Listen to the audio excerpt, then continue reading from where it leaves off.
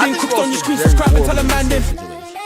And Ross Logic landing in my thoughts, cooked on the grind. Mask on face, but I'm showing you my mind. Landing with logic, every move calculated. Touchdown on beats, every word elevated. From late how do night you blocks put to out the an glow with the album? screen. How do you This is put my an perspective, interview out? focus and clean. Yo, by the way, Logic Rick landing, Ross, it's a way of understanding. Cooked on your screen, come subscribe and tell a holla man then. come holla at Big Act.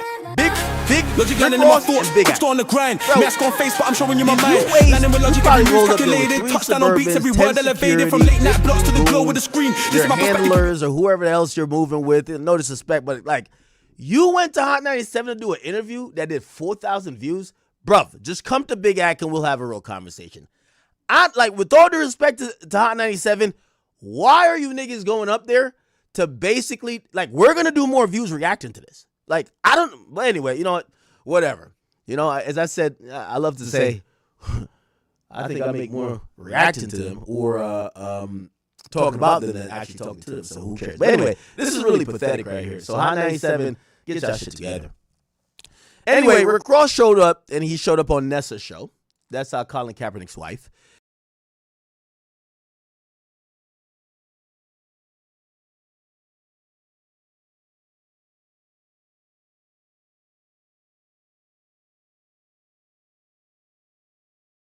Rick Ross Drake message. This was his message for Drake on Ebro's show, if you didn't see it. Drake, if you listening to this, homie, listen to me.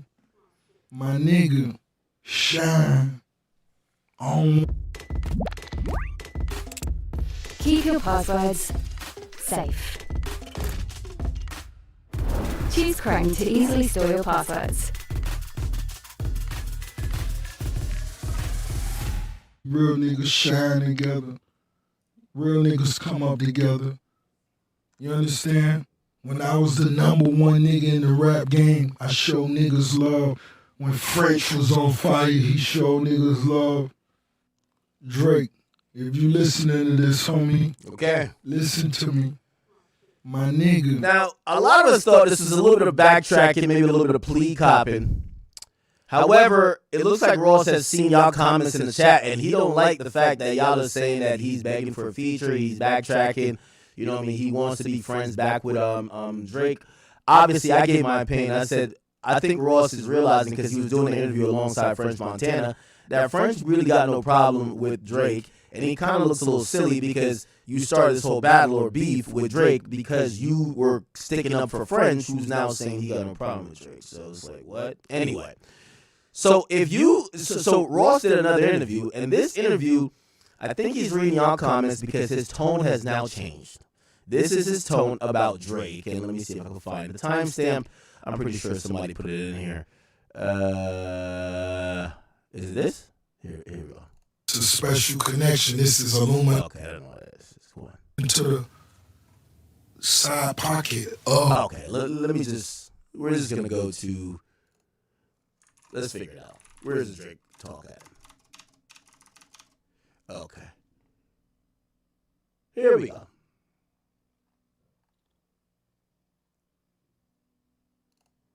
Okay. A few months back, I had a concert and I was backstage. They had a VIP room with a pool table. I'm shooting pool.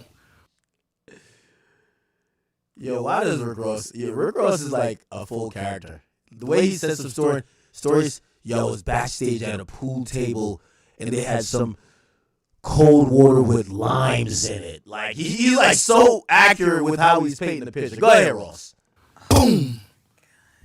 One of my rings come off. Boom. One of the rings come off and go into the side pocket of the pool table. But we found it, right? And this is a 6-figure ring.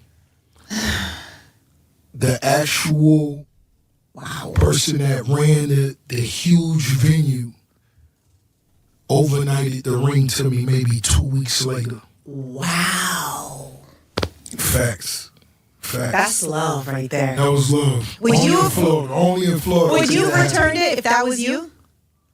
It's a good chance I would have returned it. I'm one of them people, and I've always said this: if it isn't mine, I don't want it.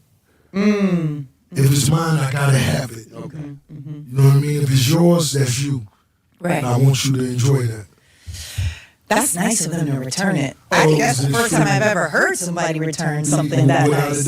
Without a doubt. Let's go back to verses. What made you decide to tell the DJ not to play Drake's vocals on Aston Martin music? Because there's a debate. I'm sure you've seen it. People thought, oh, you were trying to diss Drake. But some people felt like, no, you were trying to be respectful. How did... Yo, Nessa. Bruv. Nessa. There's nobody on planet Earth that thinks he was trying to be respectful by him saying, mute Drake. All right. Did you look at that moment? Let's just enjoy it. Let's enjoy it without him. If they want it, let them sing it, and that's cool too. But yeah, my DJ minus that. Let's go. And there was a few chicks out there who hit a. Listen, yes, we love that part. Thank you, and that's what I want you to do. Okay, I just want to be honest, because, like, you know, we love the part. We love Drake's part, too. We made history with a lot of records. Yeah.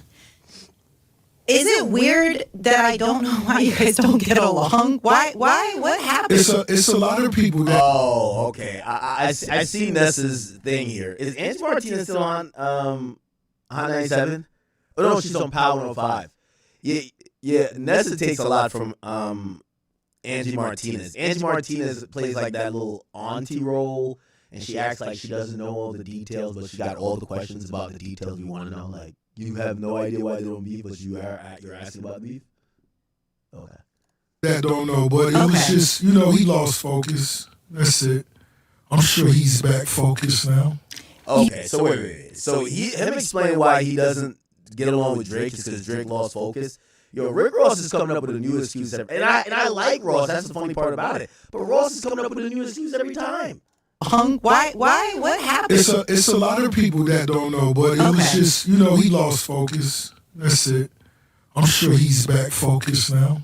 You did say that you don't want him to lose. Like, you just said that. Yeah, and when I said that, it's so many conversations. Now, here's the cleanup, because a lot of people thought it was copping a plea. And I think Ross looked at y'all comments and said, oh, hell no, I ain't copying no plea.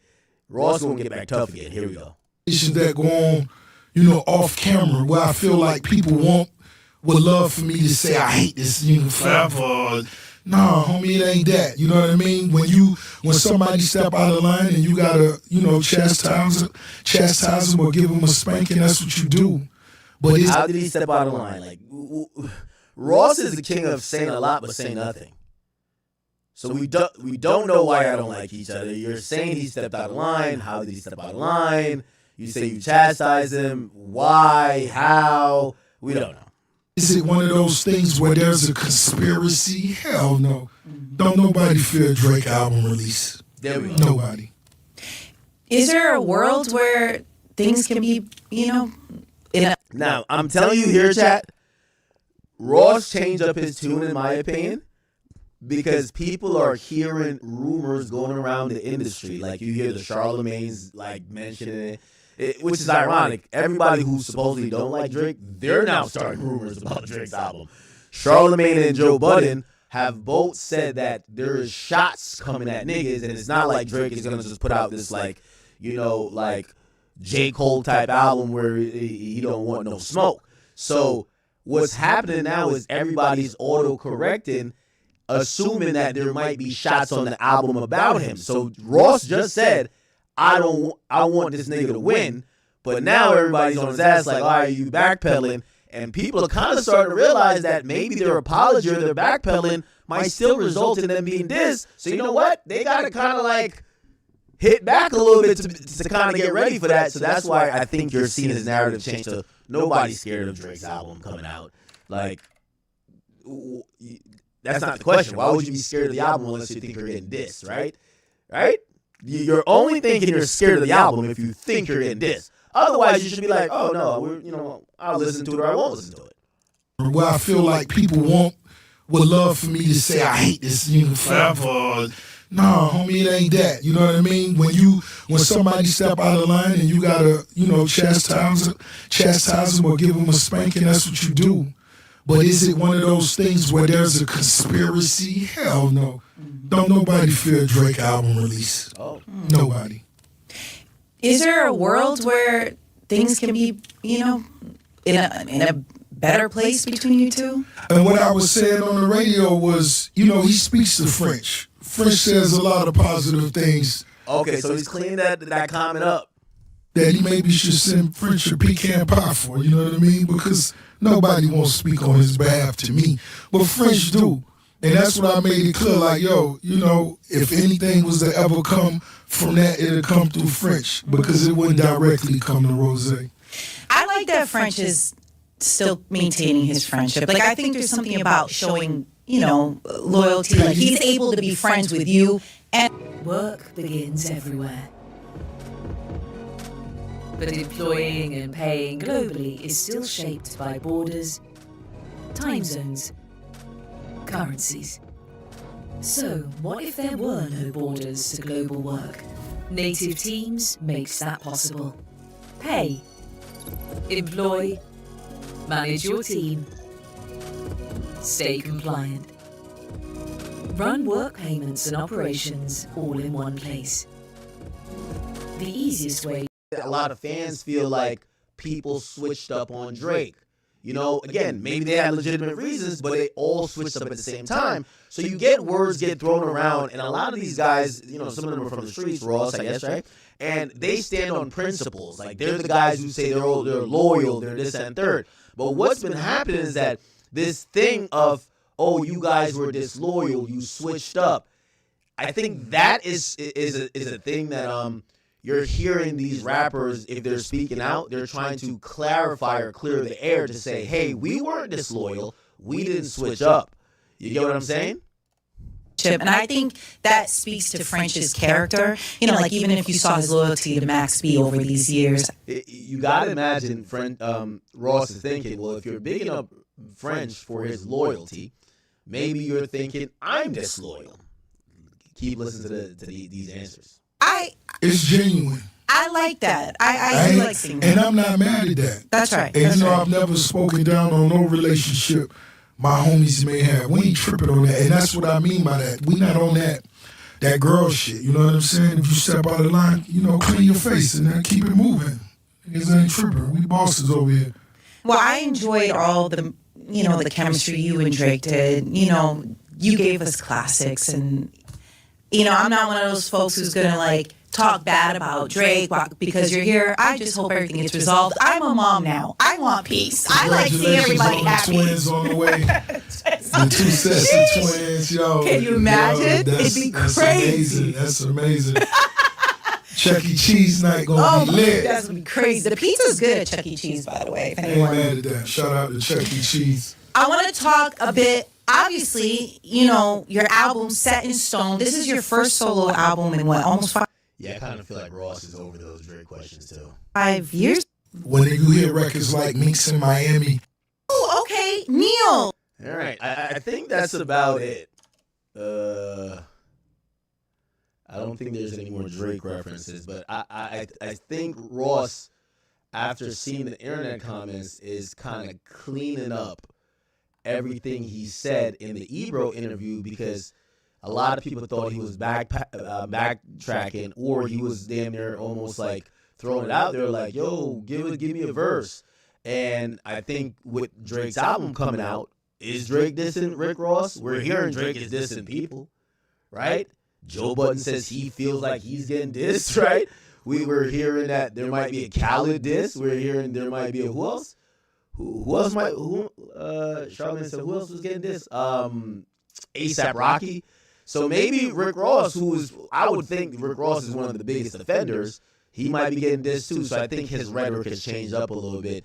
And now he's like, nobody's scared of Drake's album. What do y'all think, right? We'll see. Interesting times. Everybody's telling me to watch What's the Dirt video. And by the way, I just posted this, so there's a quick update on Iceman. They're telling me right now at the CN Tower, this is Canada, this is Toronto, they said that there's ice block projections on the CN Tower. Yeah, okay. All right. How does that work? Wow.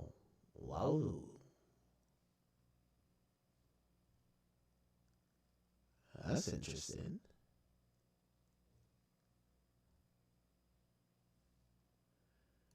If everybody's reporting is right, the CN Towers, it seems to be a very central and integral part, or really just Toronto in general.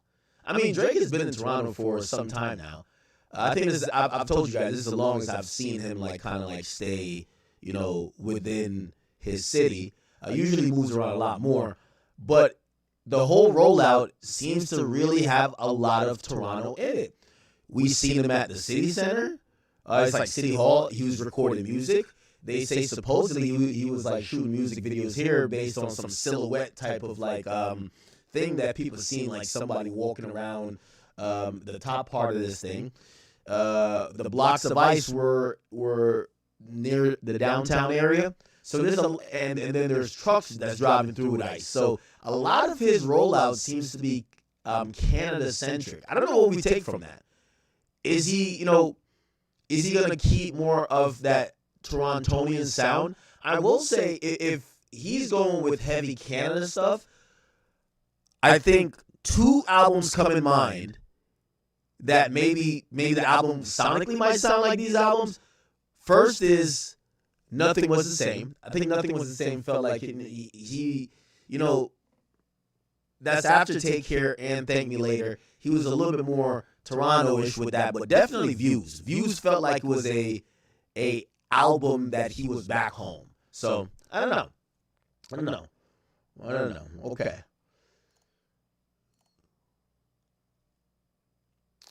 I wonder if we're gonna get like an explanation of what the fuck is going on, right? Like,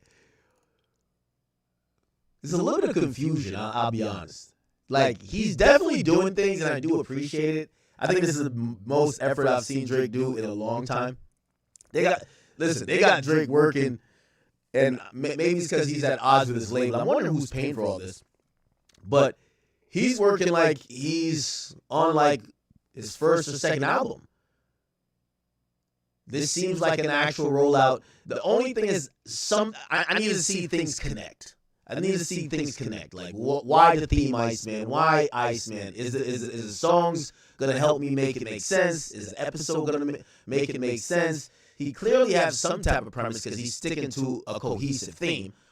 We'll have to see. All right, but yeah, this is going on right now in Toronto. Okay, here we go. There is a What's the Dirt video where he says Drake Iceman rollout exposed Jay-Z's ghostwriter. Let's watch this. Mapping it all out. On June 28, 2024, just 5 weeks after the last diss track dropped in the battle between Kendrick and Drake, a mysterious page called Plot Twist surfaced on Instagram. And it didn't take long for people to connect the fact that this account did belong to Drake. Mixed in with the occasional photo of Drake, most people dismissed this page as a bunch of random, meaningless images with no clear pattern or logic. However, as time went on, it became clear that many of those posts were anything but random. It turns out a lot of the cryptic imagery was intentional and part of a larger, carefully calculated plan.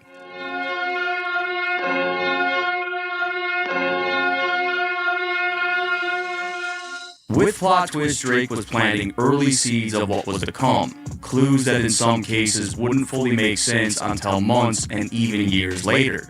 The Iceman title itself had been referenced multiple times on Plot Twist well before the official announcement. Even Drake's now famous ice sculpture in downtown Toronto had seemingly been foreshadowed nearly 2 years earlier, and the same goes for that massive explosion. What was once random is clearly a calculated plan. When the streamer Kitschka discovered that explosion, we still haven't, like, did we see something? That explosion was supposedly real. We haven't seen a video, we haven't seen anything for it. Like, what was that? Magazine inside that sculpture, I immediately knew that within those pages there were even more clues.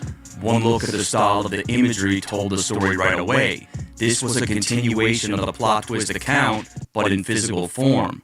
I watched as Instagram now lets you send automated DMs to new followers instantly. Now, most people are going to use this to just blast links to their products, but I'll be doing something much smarter for myself and our clients. Step 1, we send a genuine thank you message first. Then we ask which of 3 topics this person is most interested in. These can be the top 3 things that people tend to DM you about. When someone picks one, they're going to get an automatic DM that's going to contain a link to a reel about that specific topic. And that reel includes a call to action to comment. Once they comment, they're going to enter one of your other DM automations naturally. So in just minutes, you can turn followers into buyers by being helpful instead of pushy. If you want to learn more about Follow to DM, just click the link below. Before, that's where things really got interesting. One look at this slide and it's just 34. What is this? just like everything else that Drake has done over the course of the last 2 years. It doesn't look like much. However, after days of work, I started to make some really insane connections, and it starts right with the image in the middle of the page.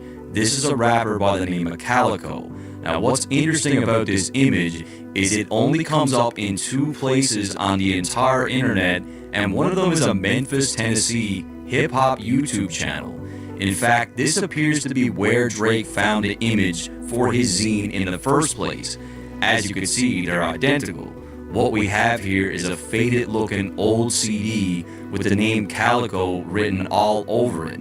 The font design for Calico itself is meant to look like steel or some sort of metal, and keep all that in mind. The crazy thing about this whole thing is this was only uploaded to that YouTube channel 1 month ago, and the Iceman zine dropped 2 weeks ago, which means that Drake's team sourced this image and included it in the zine all in the last month. Stay with me. If we look closer at the image, you can see that the title of the CD is called Snippets, and the word itself is pretty blurry. These blurry visuals is pretty much the hallmark of the Iceman rollout. Drake has done it a bunch. Pretty much all the songs that Drake dropped feature these blurry visuals for the words, and even on Drake's Plot Twist Finsta account, he had a hard drive that said Blur Zine on it. And that's exactly what we got in this zine. There's a lot of images and things that are like crazy blurry. Anyways, when we play the song that's on that Tennessee YouTube channel, this is the track that plays. I'm trying to go from pebbles to bricks, from a 10 speed to pedaling 6, dash holding my clip,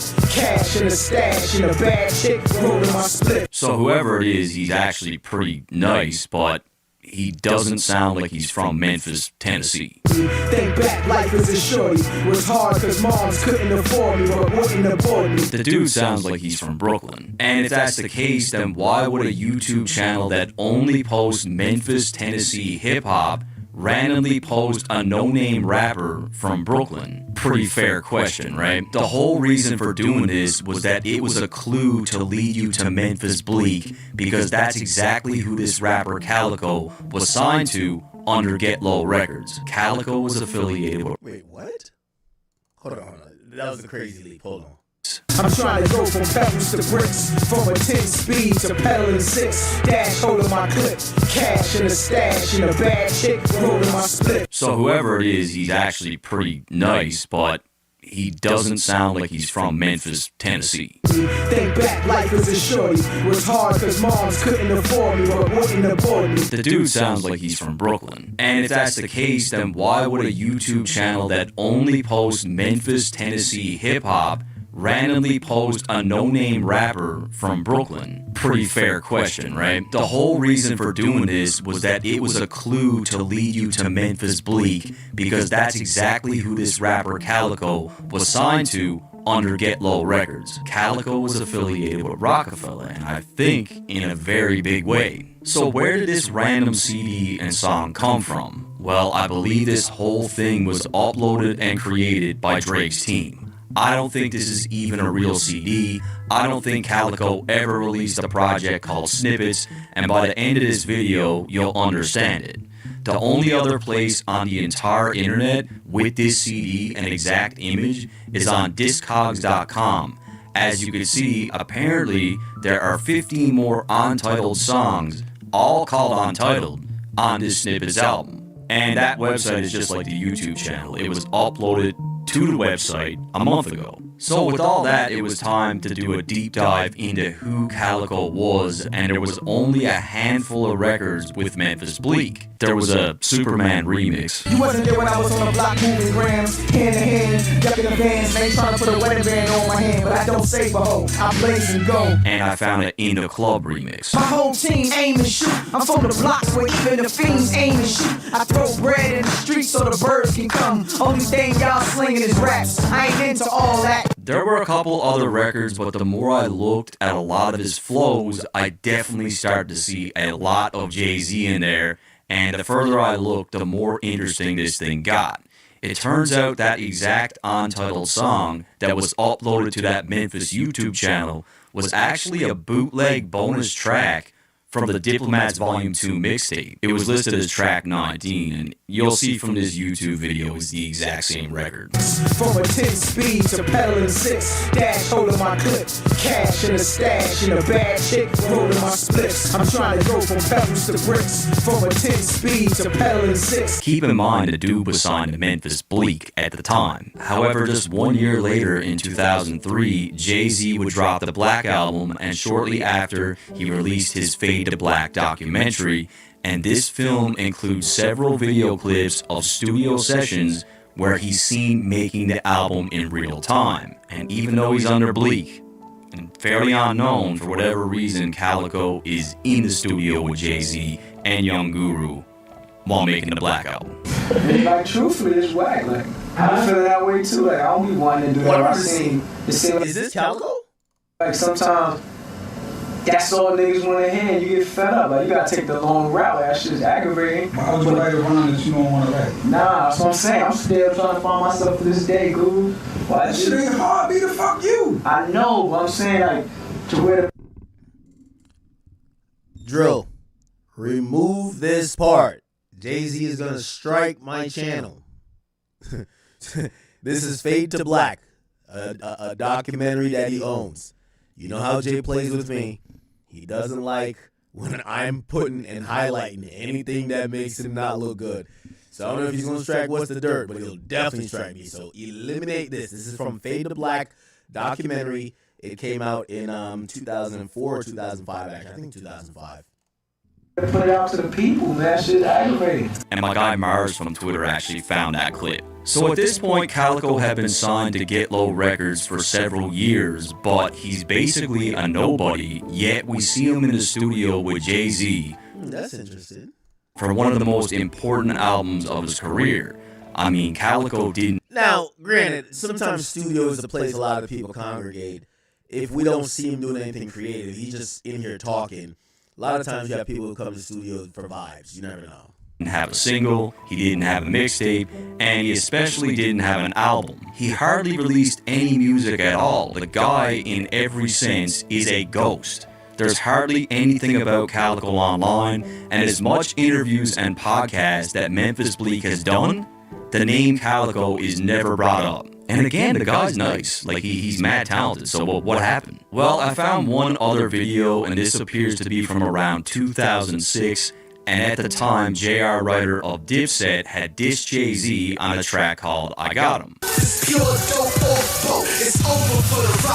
And when J.R. dropped that record... So why would he be there? He's a nobody? Well, in a studio, you can see random chicks, random hoes, and because Jay-Z had a crew, Rockefeller, I don't know.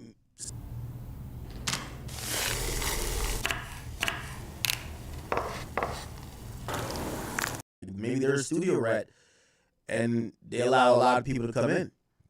Never know, you know? Record, for whatever reason, Calico decided that he was going to be the person that responded on Jay-Z's behalf. At this point, the dude was around Rockefeller for years, but in the video, Memphis Bleak still introduces him. This is my man Cali, the young assassin. Everybody calling themselves a gun in the game. Rugers and ARs and... This nigga's a Cali, so it's 100 in that. It's 100 in that. We bigger than what you get. From here, we see a bunch of visuals from within the Rockefeller headquarters, and we see the name Calico with the track name, but for whatever reason, it's not even under Get Low Records. It's under Rock La Familia, which was an international sub-label of Rockefeller, which only raises even more questions. Rock La Familia was set up to sign artists in genres like reggae and Latin music, so why was Calico now under this umbrella, and why wasn't he with Get Low Records anymore? I believe Jay-Z scooped him up very quickly from Memphis Bleak, which is why we never got any music. I think he tucked him away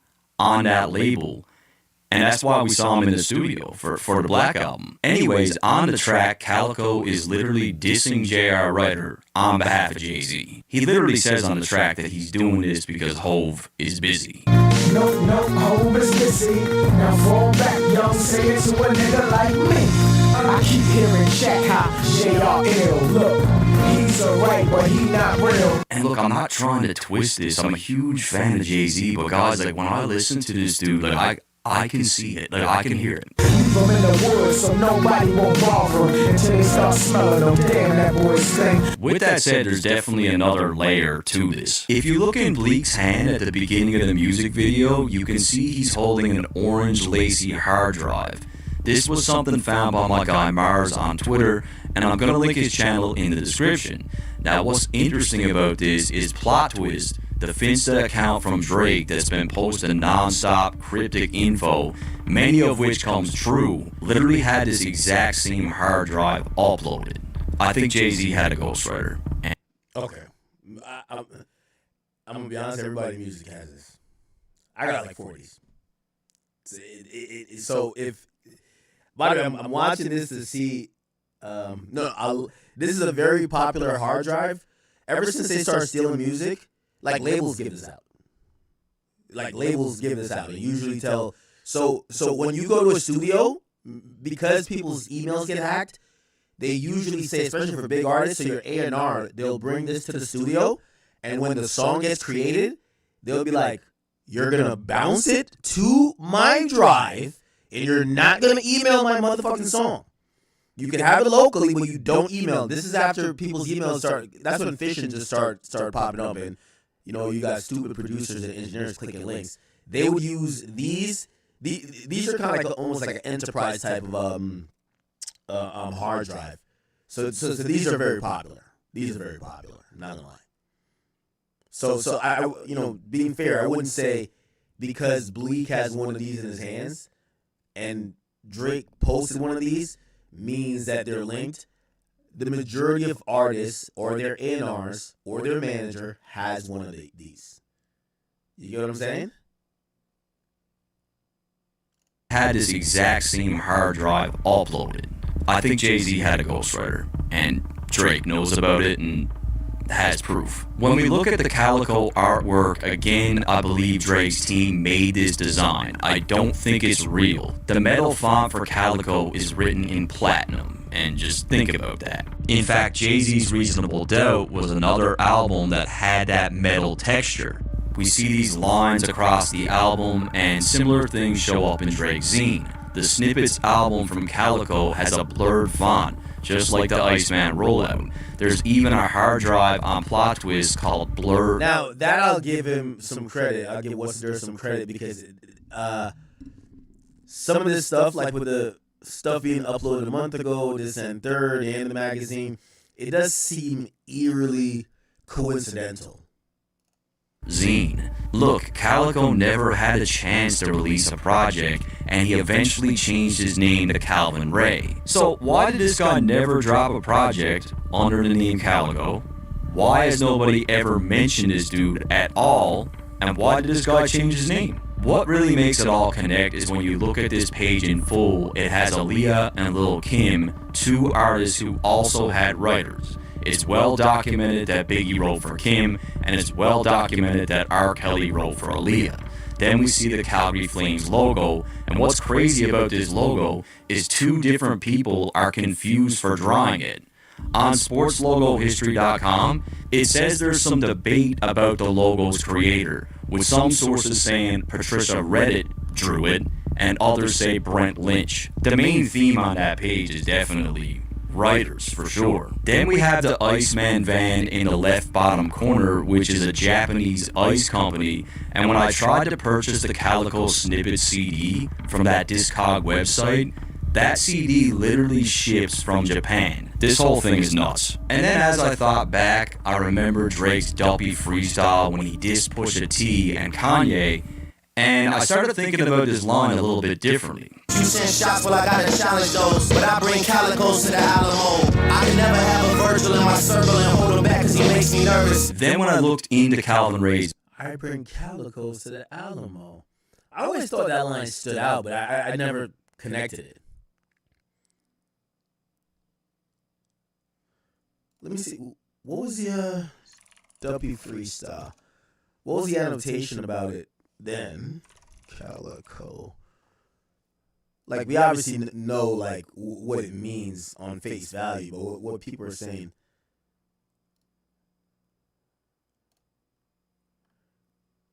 Him saying Calico to the Alamo. I always thought it was like a battle rap type of thing. I bring Calico to the Alamo. That felt like a battle rap line, but maybe it had more meaning. His music, which again is the name that Calico got changed to, on his track titled Rap in Real Life, he insinuates that Jay-Z is lying about his life in his music. 10 years trying to get in the game. Now I'm starting to feel like fuck the games. And no, it's not hate. I just need you to understand Jay-Z is not busting the cave. Unfortunately, outside of the few tracks on his YouTube channel, I can't find any of his other music. It looks like he did upload a couple tapes to that Piff at one point, but of course that's not available. Either way, I feel like all the connections made were at least enough to raise some questions. Who is Calico? What happened to his career inside the Rockefeller umbrella? Why didn't he release a single mixtape or project when he's so talented? Why doesn't he have a single feature on any of Bleak's or Hove's projects? Why is he in the studio with Hove while making the Black album? Why did he switch from Get Low Records to Rock La Familia when that was never a label for rappers in the first place? Why does nobody ever bring this guy up?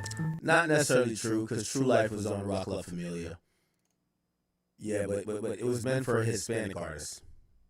Why does it seem like his entire online presence has been damn near scrubbed? And why is he showing up in Drake's zine paired with a bunch of artists who use writers? Maybe one day we'll find out. He raises some interesting questions. I wouldn't go immediately to say that means or it probably suggests that Jay-Z uses writers. I would say those coincidences are interesting. With all due respect, though, I would say no matter what, and y'all clearly know I'm not the biggest fan of, not necessarily. Humans are more than resources. So what are they? They're the ones. But I wouldn't put his pen in question over this coincidence until we have a lot more proof. So I would say there's some things to kind of like probably look into, but I wouldn't say this kind of suggests heavily that he's using writers. Because again, one of the things with someone using writers is that I don't know how much of this guy's work that exists. If you can't find some similar songs or like very similar cadences or hooks, like that's usually natural when someone has a writer. Like you'll have a guy who, all right, let's say Quentin, right? Quentin had a lot of cadences that literally matched what people thought were Drake's cadences on If Your Arena Is Too Late. So it kind of made sense to be like, oh, they must have collaborated or something like that. I can't say the same about this Calico guy and Jay-Z yet. So to be fair. All right.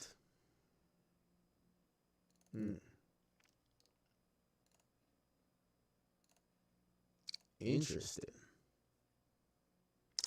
Yeah, you got some valid points, but we can't also be too thirsty. Like, he's doing his job, right? Like, he's raising questions, and I'm pretty sure he's going to keep doing his research to figure out, like, what is the truth.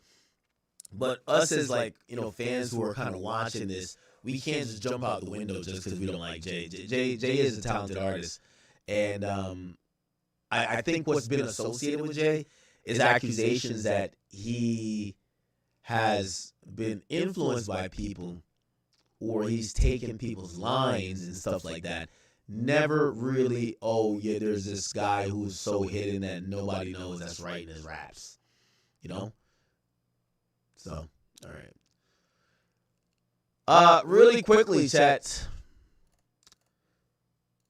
Homeboy Chud the Builder. He's going through it. Kind of talked about this either on earlier stream or the stream yesterday. But apparently, he is now getting exposed left and right. A black woman has now came out to let people know that she was in a relationship with Chud the Builder, and she claimed she was pegging him. I don't know what's the latest obsession with all these men now admitting that they were either getting pegged or accusations they were getting pegged. But apparently, Chud was loving himself some BBC pause before he turned full-blown, racist. Check this out. But I am a Chud. Yeah, you were cool as shit. I don't remember you that much, but I do remember I know you. See it? We got roots. It's been a long time. But I healed your stomach by teaching you how to eat real food? Yes. So that's what was your name again? I'm Lana. But that's Lana. I'm confused what happened to you. Oh. Not racist. I know that. I have not fucked Dalton since like 2015. Oh, so the girl he met is like, I'm in a different version of you. Like, you weren't this racist. What the hell happened to you? What's up, y'all? Lily Venus here. Pretty bitch with a big dick. It's literally in my bio. Oh. I'm only bringing this up because Chud the Builder's cameraman put our conversation on Broadway on YouTube. Now, millions of people know what I look like fresh off work. Fucking great. But in the caption, it said that black woman who used to smoke mid and get raw dogged by Chud the Builder. Well, he's not lying. I already told y'all we used to smoke. He used to sell me weed. And we did raw dog. A lot. Me, him, and my ex-wife. I am a professional pegger. It is no secret that I perform prostate massages, if you will, for men. I've been doing it for a very long time now. Most of my clientele is white men. We sign NDA agreements. I talk about me pegging all the time, but I never tell you names because discretion is key. Confidentiality is why my client list is so long. But Chud mentioned it first. I think that he said it the way he said it because the white supremacists were probably like, ew, you used to hang out with a black girl, shame on you. So you had to make it sound good. But see, here's the thing. I'm an egregore too. Lily Venus, hi. Hail the great mother. So I am all about enlightenment, controversy, occultism, witchcraft, and of course, love. So me talking about this is what my brand is about. Let's expose it, bro. So yes, pretty bitch with a big dick. Whoa! I have not fucked Dalton since like 2015. He was a little chubbier then. His cheeks used to clap in such what? Bruv. Like the cutest way. Now Chud, he doesn't even have a little chubby butt no more, so I probably wouldn't fuck him again. But I'm wondering, did you bring that up because you want to spin the block? Now, when I first fucked him, he was virgin, and I'm having a hunch that he probably hasn't been fucked since me and my ex-wife. We can start small, buddy. I got you. Yeah, you don't have to fucking... Too much. Too far, dog. Too far. Bumbo claw, dog. Too far. Cap. Like, if you're gonna say that we fucked, say the whole truth, okay? Now, with that being said, why do I peg? Because it's a hustle and it helps me get through college. I'm still in college. But now I don't have a choice. I will forever be a top because I had surgery 3 years ago. The doctor fucked up and chopped my coochie off. And that's just that on that.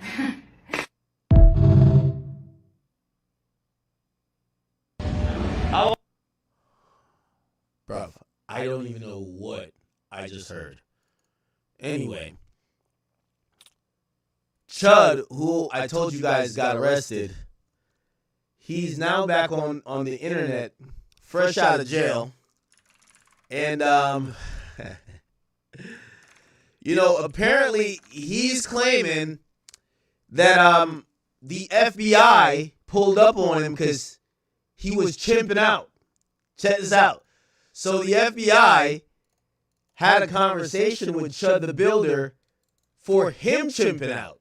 They actually believe that he might be a part of some hate group or he might be a part of some terrorist group. Why? Chud the Builder has been chimping out. By the way, isn't it ironic? He accuses black people of not being able to act civilized, yet he's the only one getting arrested in all these situations. He's been arrested twice in the last couple of weeks. Check this out with him talking about what he went through when the federal authorities questioned him about his chimping out. Listen, they took me to a fucking building that was not the jail. Oh, yeah, I think you can't hear it. Could you? Oh, let me see if I could try to Chud the Builder, FBI. Let me see if I could try to amplify it here.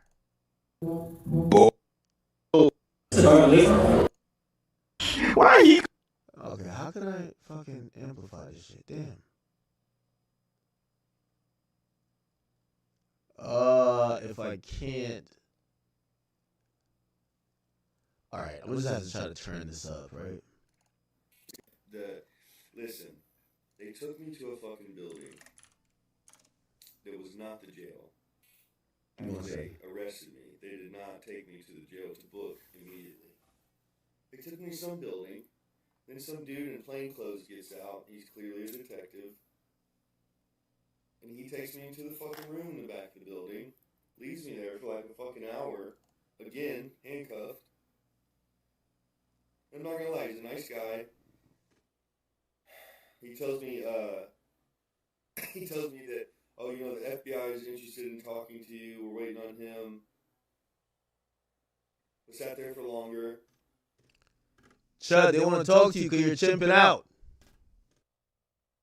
And they sit down. He's like, okay, I'm with the. Unit.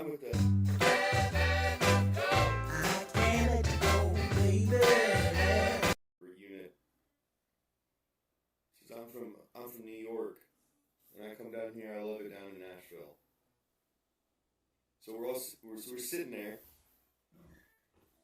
and he's talking to me, asking me questions, saying, "Are you with any organizations?"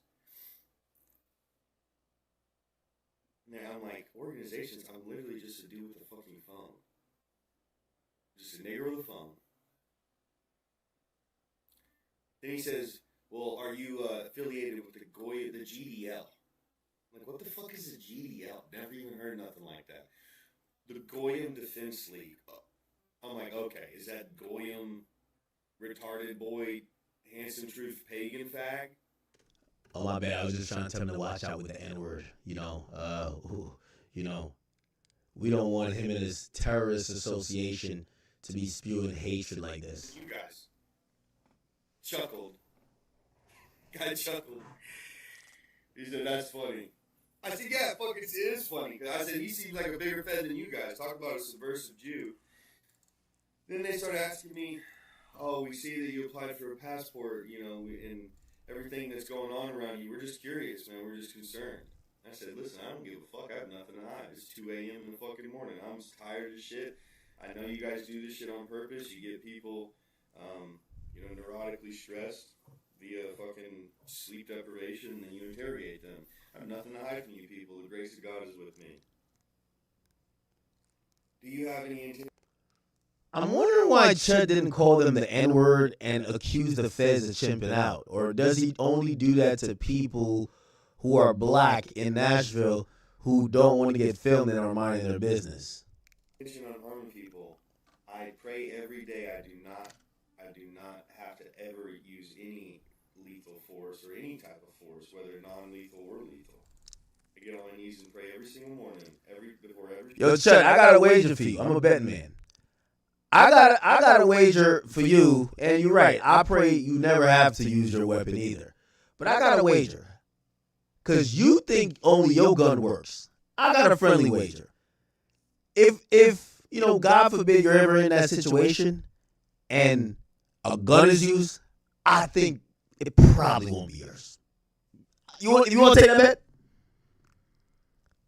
Because you have already showed your hands to everyone. They know you're a weapon of choice. You're telling them that when they see you, if they try to touch you, you're going to mace them. So at this point, people are going to have to just come prepared, right? They got to be ready for mace if they touch you or whatever. And you have now said you're going to leave some people's brains on the pavement, which means it wouldn't be smart for someone to pull up on you unarmed, which is only right that people even the playing field. And listen, I'm warning all Americans.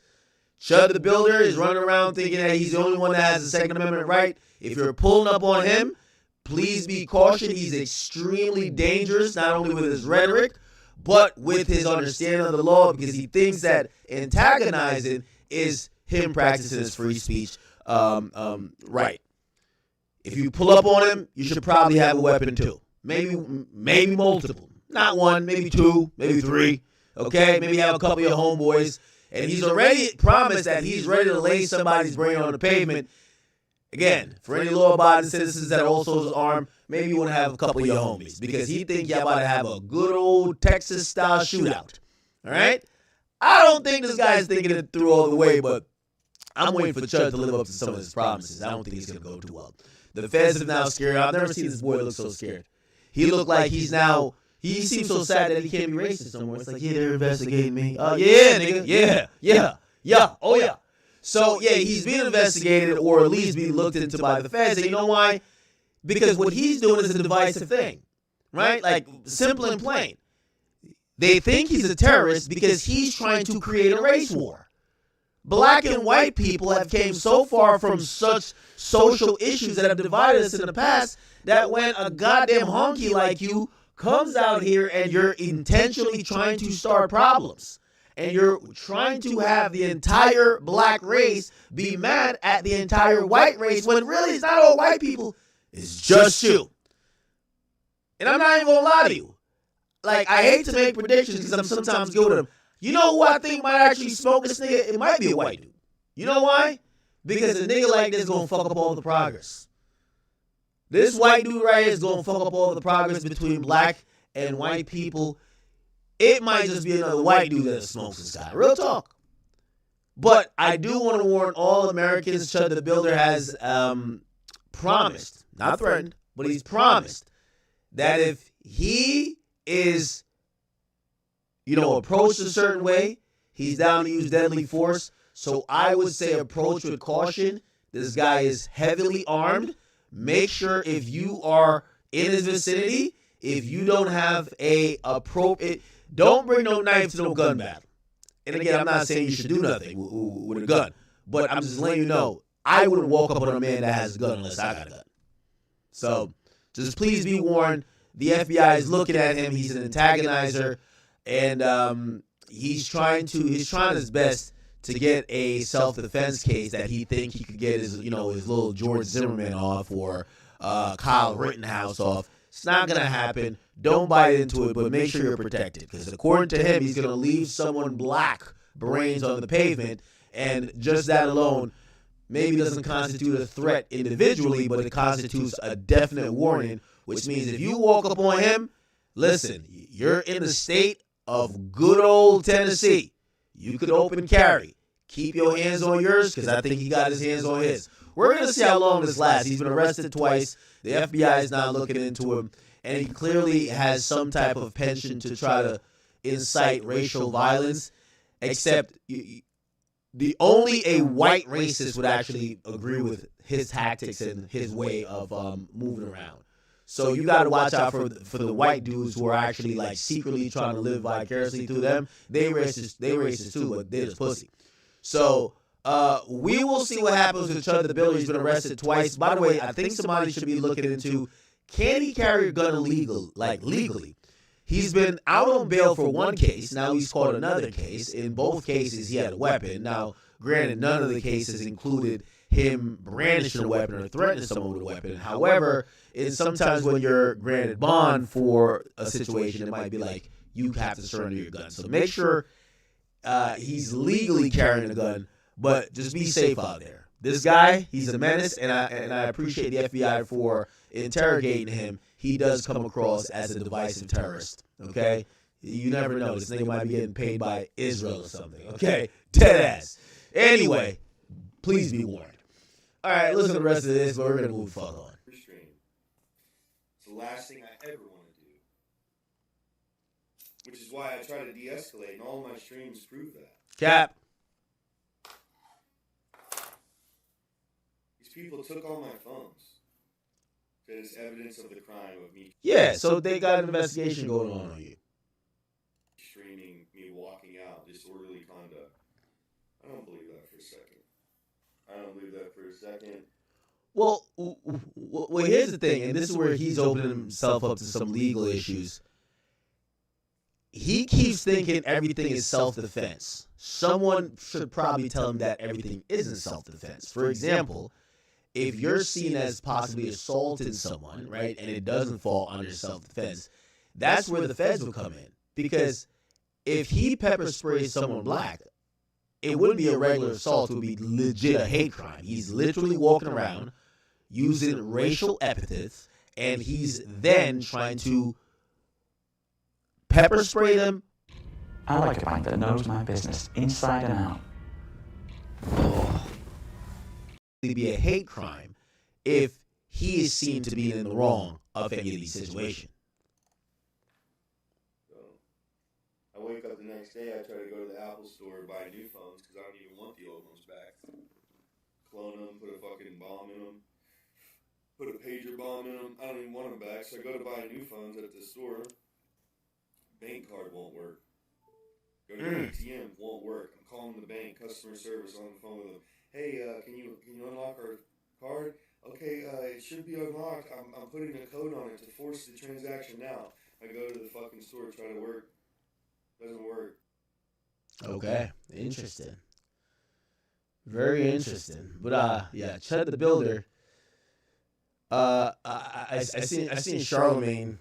He got donkey today. And you know, it's one of those, you know how much of a piece of shit you gotta be where like almost every black person I've seen unite with this. You know what I mean? Like there's certain situations where like black people are divided. Like I'm gonna show you one in a second where I think black people are gonna be divided.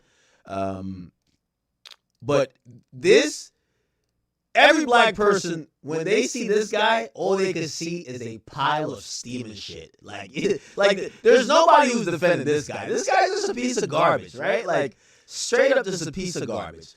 Let me see. Can I find the donkey of the day thing? This is Charlemagne talking about it. And after I'll play you something where reasonably people might be divided on that topic, but this guy right here, everybody knows, piece of shit. You camera? What up, man? And by the way, someone says Charleston White. No, Charleston White isn't divided. Charleston White is just challenging black people to say, hey, listen, we see you guys kill each other for less. Go do something now. He's not saying this guy is great. He is speaking about this guy as it is a good thing that he is holding up the mirror to the black community to show that we only harm each other. But he's kind of saying the same thing. Yo, y'all be doing all type of shit to each other, not caring about jail, this, that, and third. Well, what about this guy right here? Is it because he has a gun? Well, you know, if you just slap the shit out of him, he can't shoot you. That's just not how it works. So I thought y'all say that's kind of his angle. I know it kind of comes across like he loves the guy, but he's trying to show the black community like y'all activate so quickly to kill each other, but this guy walks around with impunity. How you been? They chipping out again. The real YNs recognize real. Real niggas recognize real, but you fake.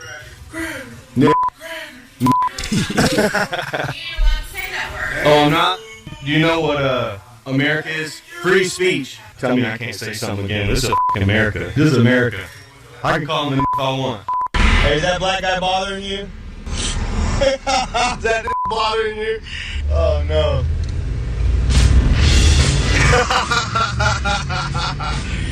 He laughed about it. What a good sport. That actually.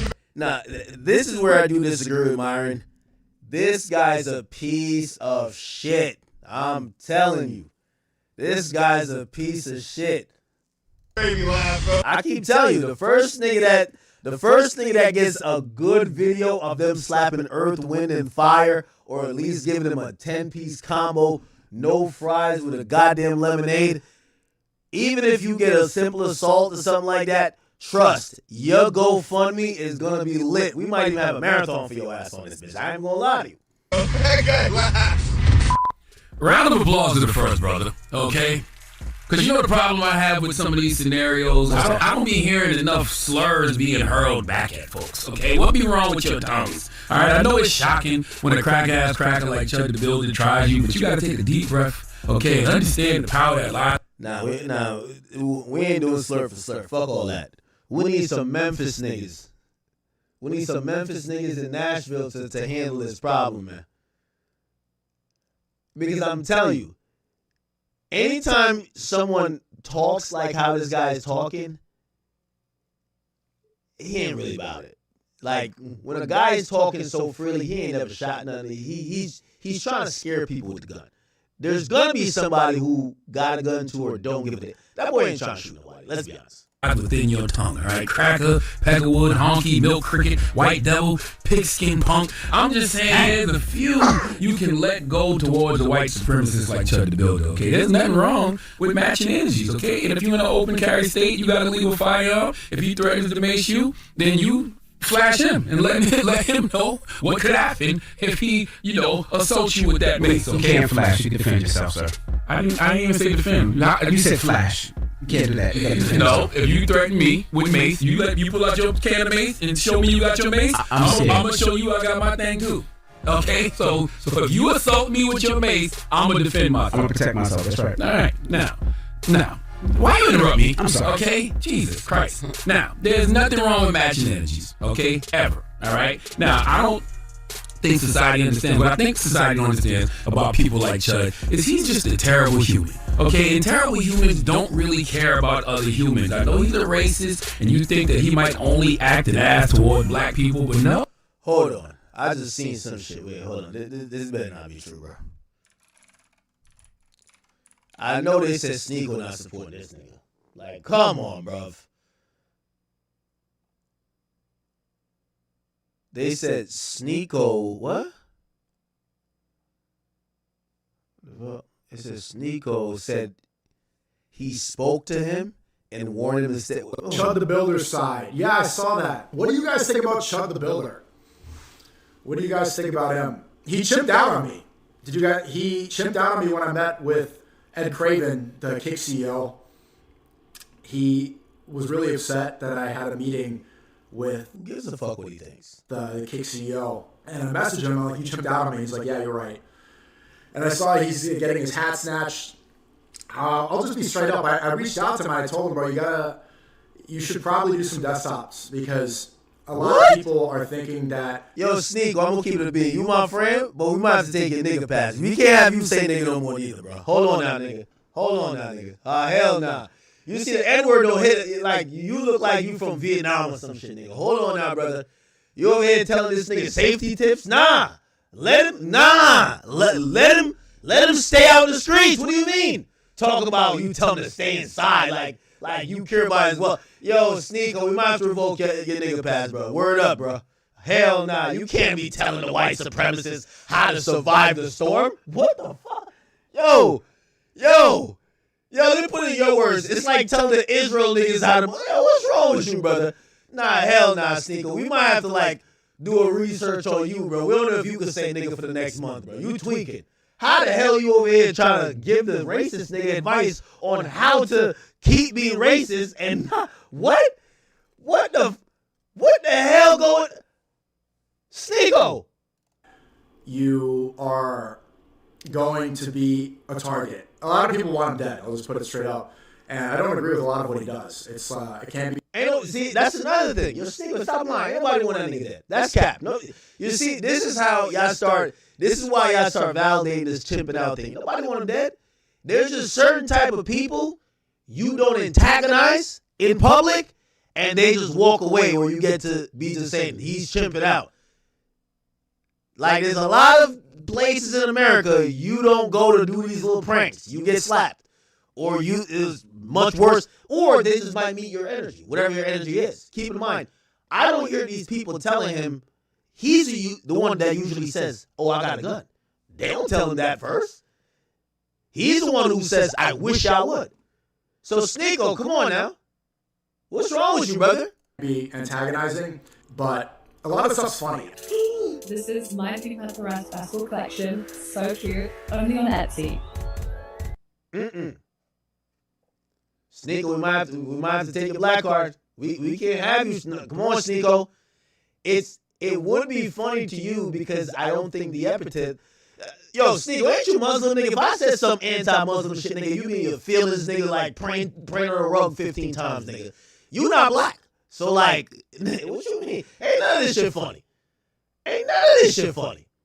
Because, again, it's, you know, for example, let me use Sneako as an example. Sneako, you say the N-word. You ain't black. But there's a lot of gray area when it comes to, like, you know, people say the N-word, like, you're using it as a colloquial, as a term of endearment. And you yourself don't even say the hard ER. It's very different. And by the way, I've seen a white dude say nigga, and people aren't going to be up in arms. This guy's clearly different. It's hard for me to be amused by a white dude walking around in a town that, if you kind of look on it on face value, is kind of already like trying to, like, on a social status, like, make white people feel like they're a little bit better than other races. And he's antagonizing homeless black folks and other black folks that are minding their business in the streets. And he's not only just attacking them for what they're doing to him, he's inciting arguments that he could call them. And when you hear most of his rhetoric, he applies it to the entire race, not just one person who may offend him. It's not that it ain't amusing to me. It could be amusing to you or whatever you got going on, but yeah, like, yo, I guarantee this was some Islam shit. If this was some Islam bullshit, I guarantee that nigga Sneako would have been on some other shit. You know what I mean? He go hard for the Islam. Oh, Sneako called me now. Yo, Sneako, I can't believe you over here like communing with this Chud the Builder motherfucker, bro. What's good, my nigga? Bro, oh, hold on, we gotta take the N-word pass, bro. You tweaking. You are over here communing with that guy? Yeah, I told him to stop antagonizing people, and it's not going to end out well. So you should probably stop going out in public and antagonizing people. Especially, I saw a stream from you. You were saying, like, people are going to put money on his head. That there's going to be a GoFundMe. That. Sneako, we gotta No, you weren't calling for it, but I saw you say if somebody did do something that the GoFundMe would start hitting. No, of course it would, because again, you have someone who is targeting an entire race by antagonizing individual specific people of that race who didn't provoke him, right? Like, put it like this: if he let off a couple of racial epithets, I always fuck with that word, towards some black guy who was being an asshole to him, right? We might still call him racist, like, all right, dude, you're racist, but the entire race won't be mad. You get what I'm saying? Everybody who is black, we could tell he's just trying to use the word period to describe a group, or really a racial group of people. Yeah, that's the point. There's no word in the English language that gets people so riled up like that word. There's no word you can say for white people where they're going to get that angry. People say, I saw mayo monkey, cracker, honky. It doesn't hit. It doesn't work the same way. Asian people, you can't say a word like that, you're going to get the same reaction. We shouldn't give this much power to words. We shouldn't allow this to control you. That's You want to be controlled by a word? Isn't that slavery? You sure, Sneako, you always come up with these, like, crazy, like, yo, Sneako, you Muslim, right? Yeah, and there's All right, hold on. You Muslim. All right, cool. So you cool with me calling all Muslim niggas terrorists as a term of endearment? Well, do you believe that? No. Suppose that's what I want to call them because. Well, you don't believe if people have real intentions. If people actually believe that, then that's wrong. A racial slur usually don't have no definition to it. The N-word with the hard ER, what's the definition of that? It's a slur to bring you down. So there's other slurs like the word dumb. The word dumb means somebody who's not able to speak, but it doesn't have the same connotation. The word retard means somebody who's disabled. If I called all Muslims terrorists, it has social implications. Just like if you call someone the N-word, it does have that social implication in terms of what it's not about what it means. It's about you're using a term to denigrate a whole group. You don't believe that? Come on now. People say that all my Muslim friends, I call them terrorists too. If they're Palestinian, I call them Hamas. If it has real intentions, if you mean it, then that's a different conversation. But if you're joking around, we shouldn't let words control us emotionally. So you're saying that this guy is joking around when he's saying he's going to lose? No, he's not. I think he actually has animosity. Okay, so by the way, you know what you're describing? You're describing, it's like the N-word. Okay, if somebody says nigga, like it's used in endearing in fashion, right? You're saying, oh, I say terrorist to my, like, whoever friends, and you're using it in a term of endearment. You don't mean it. You're not using it to bring them down. What this guy is doing, that's why I told him, I said you should stop doing those IRL streams. I don't know why you're upset about that. It seems like something bad's gonna happen. Somebody's gonna act in a way where it's funny. You said it was funny. I'm wondering which part was amusing. There was a video where a guy was saying, what are those? He's talking about his shoes, and then he looks at his shoes and he has an ankle monitor on. That's funny. There's another video where he's arguing with a guy and he's not recording on his phone. And he's like, you're not even recording. And then he laughs about it. And they're calling each other bitch and they're calling each other this. A lot of that is funny. These are words. Hold on. See, this is where you're lying now. You want to call? Let me call you on Discord real quick. 90% of what this guy, you can call me. 90% of what this guy is saying is slurs. Like, let's not try to like, oh no, it's. Yeah, you're right. You're right. That's why I said I don't agree with it. I don't think you should be doing that. That's why I told him you should stop doing these streams outside. Something bad's gonna happen. All right, so, like, let me ask you this question. The guy who, I believe you said your group is called Love Speech. How could you even communicate with someone who's spreading hate speech? Do you think this is hate speech or not? A lot of it is hateful, yeah. But that's why I'm trying to get him to not be doing things out of hate. Let me call you on this one. Gotta watch out for Sneako, y'all. like. What up? All right, yo, Sneako, man, we gotta watch out for you, man. This was a little bit surprising. One sec.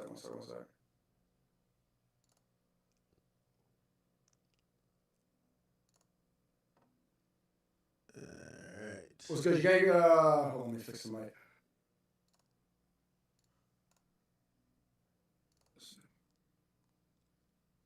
Yo, talk. Yo, could you hear me? Mic check.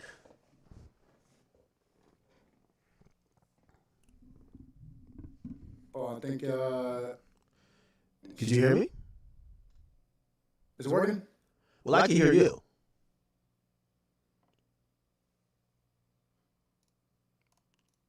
One more time. Could you hear me? Mic check. You're hearing me, but there's an echo, I guess. One second. Maybe you should hit up Chud the Builder to get some technical advice. Yeah, I can't hear you now. No, I can hear you. Yeah. So, what's good, man? How you feeling? Listen, listen. I think we might have to bring it to a poll. Sneako, you got to stick to like some Islam stuff and overseas, brother. Like when it comes to, we're in a very interesting. While most of your streams is about what the hell Trump is doing and what the fuck is going on over Iran and them bullshit ass countries like Israel. We don't give a damn about none of them. They all could go to hell. What we care about is what's going on over here. And right now, race relations within this country is at a point that is much better than years previous. And when we see an antagonist, I think that every race should come together and say, let's get this piece of shit out of the paint quickly. That we don't go down a spiraling downward path like what happened when... There should never be more than 4 toppings on a pizza. Green onion, what's your 4? What's my 2? Oh, wow. Out the blue, and we all seen some of the errors with that, but Right now, we don't need some nigga named Chud the Builder popping up doing all the dumb shit. Let's get this nigga out of the paint. And anyone who says differently, we gotta start. In the words of Chud the Builder, they're saying you're chipping out. I'm joking, but what did I say that you're upset about? I told him to stop doing the IRL streams like that. It's a bad idea. So why? I want him to continue. I want him to continue. You want something violent to happen? No. I don't want violence. I love speech. I don't want to see people antagonizing one another. I don't want to see hate. I don't want to see something bad happen. So I said you should probably go inside. It's going to end up bad. You can antagonize someone. Someone's going to act in a way. It's just a bad idea. I'm not saying I want him to stop because of violence happening. I want it based on what he's saying. He's saying he's down to stand on whatever he's down to. He's been saying. I actually believe if something was going to happen to him, it would probably be a Caucasian that would probably hurt him. You know, usually when guys are spitting all of that political stuff, I don't see a lot of black people. You know what I mean? Look at Charlie Kirk. Who clapped him? Look at all these other who keep trying to shoot at Trump. It's the white dude. So when he's talking about First Amendment right and he's basically also saying, hey, he got his Second Amendment right. To me, that's political. He says he's a free speech advocate. Black people usually mind their business, okay? If they have issues with people that are in their vicinity over actual things that, you know, would make sense for interpersonal issues. This guy is talking politics, and just look at the people who've been smoking the politicians. Okay, that's very true. So I think the person who gonna handle him would be white, but I'm not saying that he should continue that because I'm like, hey, listen, if he's that radical, you think he should be handled violently? I think he encourages it. But you're not answering the question. What? Do you think that somebody should do something violent to him? No, but I think they should meet him with the energy that he has, right? So that's why I told him. I don't know why you're upset. I told him you should stop doing these IRL streams. They should tell him to stop the rhetoric. We should disarm the meanings of these words. We can't let words like that control us. Why is that the only word where people feel justified in America to act violently over it? There's no other word in the English language that elicits the same reaction that word does. So I'm not going to defend acting violent over a word. We can't repurpose history, right? And that word is. But we do all the time. We do all the time. The word retard doesn't mean the same thing. The word dumb doesn't mean the same thing. Even the word nigga doesn't mean the same thing. Okay. Black people have used it colloquially. And now that's a perfect, that actually the word you're talking about has been repurposed to be a term of endearment. To mean anything. Sneako, what I'm saying is that you can't repurpose history. I said black people, nigga has been repurposed. It was a word to mean slave, and now it means Sneako, you're being obtuse. The guy is, hold on, the way he's saying what he's saying is a direct callback to slavery, brother. Like, if you think it's not like he's saying it meaning something else. We know what he means. So you're trying to make this point like, oh, nigga has been repurposed. Is that what he's saying? Is he like, oh, what up, my nigga? Is that what he's saying? Or is he actually saying that, hey, you're a lesser human being, and I'm using this word to remind you of that? You tell me what he's saying. He is saying that, but it only. So why do we need to repurpose what he's saying? His intentions are clear. Let words control us. It's not about words controlling us, right? So you're now talking about actions. I'm talking about the word first of all. So you're basically admitting that he's antagonizing, right, race relations by trying to bring up a time or a he's trying to treat black people as subhuman by how he's speaking to them, right? And then you're saying, okay, even if he's doing that, we should just not be violent. And I hear you with that. But you got to admit to the first part first. We agree on the violent thing, but you can only get rage baited if you get rage baited. You can only allow this word to have that power if you agree to that frame. We should repurpose this word so that we can't be controlled by them anymore. The same reason retard has been repurposed, nigga has been repurposed, dumb. Even the word Negro used to be the correct word to call a black person, but it became a slur because it reminds us of the time of civil rights. Now it is a slur, but at the time, in the 60s and the 50s, Negro wasn't a slur. Even back then, in slavery time, Sneako. It wasn't a slur. That was the word for black people. It became a slur because times changed. All right, let me repeat again. I'm going to go slow this time because I see you're trying to get your point off without actually engaging. Okay. He said he's bringing back. He's talking about time. His intention. Let's not say, let's take the power out of the word. Because if we took the power out of that word, he would use whatever word that had the power. Let's not try to give him a pass. That's the only word that has power. Brother, if he had to call you a slave, he would just say slave. Come on. The point is, his goal is to offend. Let's stop acting like his goal is to say a word and we're triggered by the word. Right? So, okay. So now that we agree on that, now we can get to the, what is the appropriate response? In a very civilized and perfect world, there is no violence when someone is either using oppressive language or either is trying to oppress. But let me ask you, since you're a big fan of religion, religious wars are some of the most violent wars in history. You don't think that's where, at some point, even in religion, it gets to violence, right? Wars. What's going on over there in was it Gaza and Iran and Israel? It gets to violence. So I get what you're saying, but over there, they fighting too. At some point, it gets to violence. That's what I'm saying. The comparison doesn't make sense. It didn't start based off of words. The genocide in Gaza didn't start because they said, you're a terrorist. Words could be oppressive. Could words be oppressive? If you let them. So bombs are really oppressive. Like bombs, ethnic cleansing, starvation, that's oppressive. Words are only oppressive if you allow them to be. So despite the meaning, let me ask you a question. Like, if you go back, you know, in the original articles and like, you know, in some of the original laws where black people were seen as 3/5 of a human, that's not oppressive, right? That's just words. You 3/5 a whole same thing. So that's not oppressive. Of course it is. Does that still exist? But it existed. My point is exactly. It's in the past, so let it be in the past. No. So let go. So this is how we move forward. Instead wait. So this is in the past. So this guy is basically allowed to bring back up the past, right? Use racial slurs and try to almost treat people like we're in the past, but yet we're supposed to let go of the past. Nigga, you think we got any nigga? Okay, is he acting like a slave master? He's a rage baiter on street. Brother, I hear how he's talking to black people. Holding a selfie camera in public, he's hardly a slave. That nigga talking like Abraham Lincoln. He's talking like a damn slave master. I ain't gonna lie to you.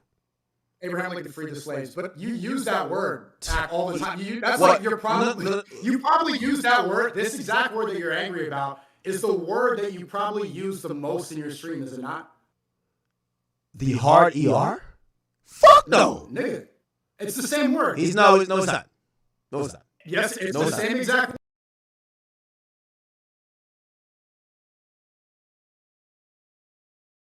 No, it's not. What did black slaves call other black slaves in slave times? Yo. You can't keep jumping between points. You talk about words being repurposed. Hold on. So you talk about words being repurposed. Where does that word come from? Yo, hear what I'm saying? Yo, I hear what you're saying. Sneako, are you mixed? Like, what are you mixed? I got it. Because if you're trying to say, bro, if you're trying to say nigga and nigger is the same thing, where does it come from? There are many ways to do your ACA, but however you do it, with William Hill, you can get up to 100% boost on your word. However, it has two different meanings. It's been repurposed, right? It has two different meanings. Wait. Has that word been repurposed to mean something colloquial? Yes, but both words now have two different meanings. Exactly. So that word should be repurposed too. No. Wait, hold on. Why not? Sneako. And this is where I think my frustration is with you, because it's like, you're one of those, it's just words. It's like, this is the first time, like, yo, Sneako's not. We gotta start, like, like revoking like all these nigga passes because y'all wait. So let me ask you one. Let me ask you one. No, I got a better one for you. I got a better one for you. No, I got a better one for you then. I got a better one for you then. If you think they're the same word, why don't you get up on here or when you're talking to people, don't say nigga, say nigger. Why don't you do it? I don't want to hurt. No, why? So you admit there are two different words. So why don't you use them interchangeably? Why don't you use them interchangeably? Because it's gonna make you upset. I don't want to hurt. So you're agreeing that they mean different things, or they like that? That's what words are. If one word would evoke a different feeling than another word, are they the same word? The point is, you should not allow it to evoke the same feeling. Why would you let a word have that power? Disarm it. It only has the power that you give it. The same way that word. Yo, bro, you sound like Ye when he said slavery's a choice. Like, yo, what's up with you, bro? Like, you're now blaming the people who are offended rather than the people who are choosing to offend. Like, they're going out of their way to choose to offend. Please. Even go back to your point. So the harder you are, right? They have made a relative word that's this nigga that is more, hey, we're going to try to strip some of the, historical slavery past and we're going to try to make it a cool type of colloquial. You're going to still defend the other shit? I'm saying that the hard ER should be used colloquially the same way that nigga has been. Where does that word nigga come from? Just answer the question. Where does the word nigga come from? Hold on. You're talking about what should be. You're talking about what should be and what is. Where does that word? Just answer the question. Where does that word come from? Hold on. We just did this. Okay, it comes. The reason that it sounds like that is because black people have a different intonation in the way they pronunciate words, right? Instead of with the they just say, oh, nigga, and then it becomes repurposed for the black community. But it has the same exact root, the same exact time, and it meant the same thing. At the time when black people called each other, but it doesn't mean the same thing now. But it doesn't mean the same thing now. Exactly, and it should be repurposed. It doesn't mean the same thing now. The same way, this word should not mean the same thing now. No, because slavery doesn't exist anymore. Slavery's over. It's done. It happened. Okay. Yeah, and I'm pretty sure you think the same about the Holocaust. Like, no, it don't work like that. You don't get to the pig work. Exactly. That's what my favorite song is that I got all this back. No, I'm chill. I don't want to hear that song. I don't want to hear. Okay. Full circle. Yo. We debuted that. Hold up. I'm cooking right now. We debuted that song on our stream. That disarms the same thing. The worst thing ever. Hitler. Worst thing ever. Kanye been apologizing for that for like 3. Kanye's in every Jewish was it mosque? Like or synagogue, whatever the hell they got going on. Kanye in every single one of them. I don't apologize for that song. What does that song do? Yeah, that's why you're canceled. The 3 most taboo. That's why you're in that apartment. But I'm a free slave. I ran away from the plantation. I'm not controlled like you by words. You're shackled up by words. You're still a slave to these words. Sneako. Sneako. Just let yourself be free. Say the most taboo things, and it no longer has the meaning that you allow it to have. Nigga, Heil Hitler. Sneako. I ain't gonna lie to you, bro. Andrew Tate, could you come back and get us? They don't understand the things I say on Chud Stream. Sneako, you tweaking. I can shipping out. You were tweaking. Hey, let me say this, man. What? It looks bad on your character that these are the type of people you're trying to protect their speech. Okay? You're trying to protect the speech of Chud the Builder. Okay? I just want to make sure we're on the same, The reason I messaged him was because I don't want something violent to happen. Because if somebody tries to do something and be a vigilante, there could be a bad situation for the person, and it's just going to be bad overall. It's a bad look on streaming. It's a bad look for the country. It's just not good. I don't want to see violence. I don't want to see people on either side crash off over a word. So you shouldn't tell them to stay inside. You should tell them it's like you. At some point you stop say antagonizing people. Don't get people upset. And try to change up the rhetoric and act with more love speech. Be more Christ-like. He's Christian. That's what I was telling him. This is not the way that Jesus wanted him to act. You think he's Christian? He says Christ is saying in his bio. Yeah, I think he's Christian. Is that the only thing that, once you say that, you good? No, you're not good. That's why I'm saying that he shouldn't be doing these streams anymore. I told him stop doing those IRL streams. What was his response to you? He said, basically like... He told you you were chipping out, huh? No, he didn't. No, he didn't. I told him he was chipping out, actually. That's how I DM'd him. I said, you're chipping out. And he said, you're kind of right. And then we had a conversation. He said, it doesn't go viral the same way when I'm doing desktop streams. So I said, like, you gotta, if you want to stay, you know, if you want to be alive, if you want to protect yourself, if you don't want something violent to happen. Now, he has a death wish. You gotta let that man live out his goal. Well, I don't want to see people have a death wish because I want people to be okay. I want to see peace. I guess. Yeah, but listen, man, we gotta. Hey, I know you're usually in like your religious stuff. I'm gonna be honest with you. I could give two fucks about what's going on with the Jewish people and the Palestinian niggas. Both of them niggas can just go away. So you care more about a word than you do about genocide? Yeah, I care more about black people when I care about that type of shit. You care more about hold on. I just said I already said what I said. You just said that. You care more about I care more about black people more than I care about that type of shit. Facts. Okay, but the difference is a word and genocide. Brother, I just told you, I care more about black people in this country that I live in more than what the fuck is going on over there in Israel and Palestine. I don't care who wins that shit.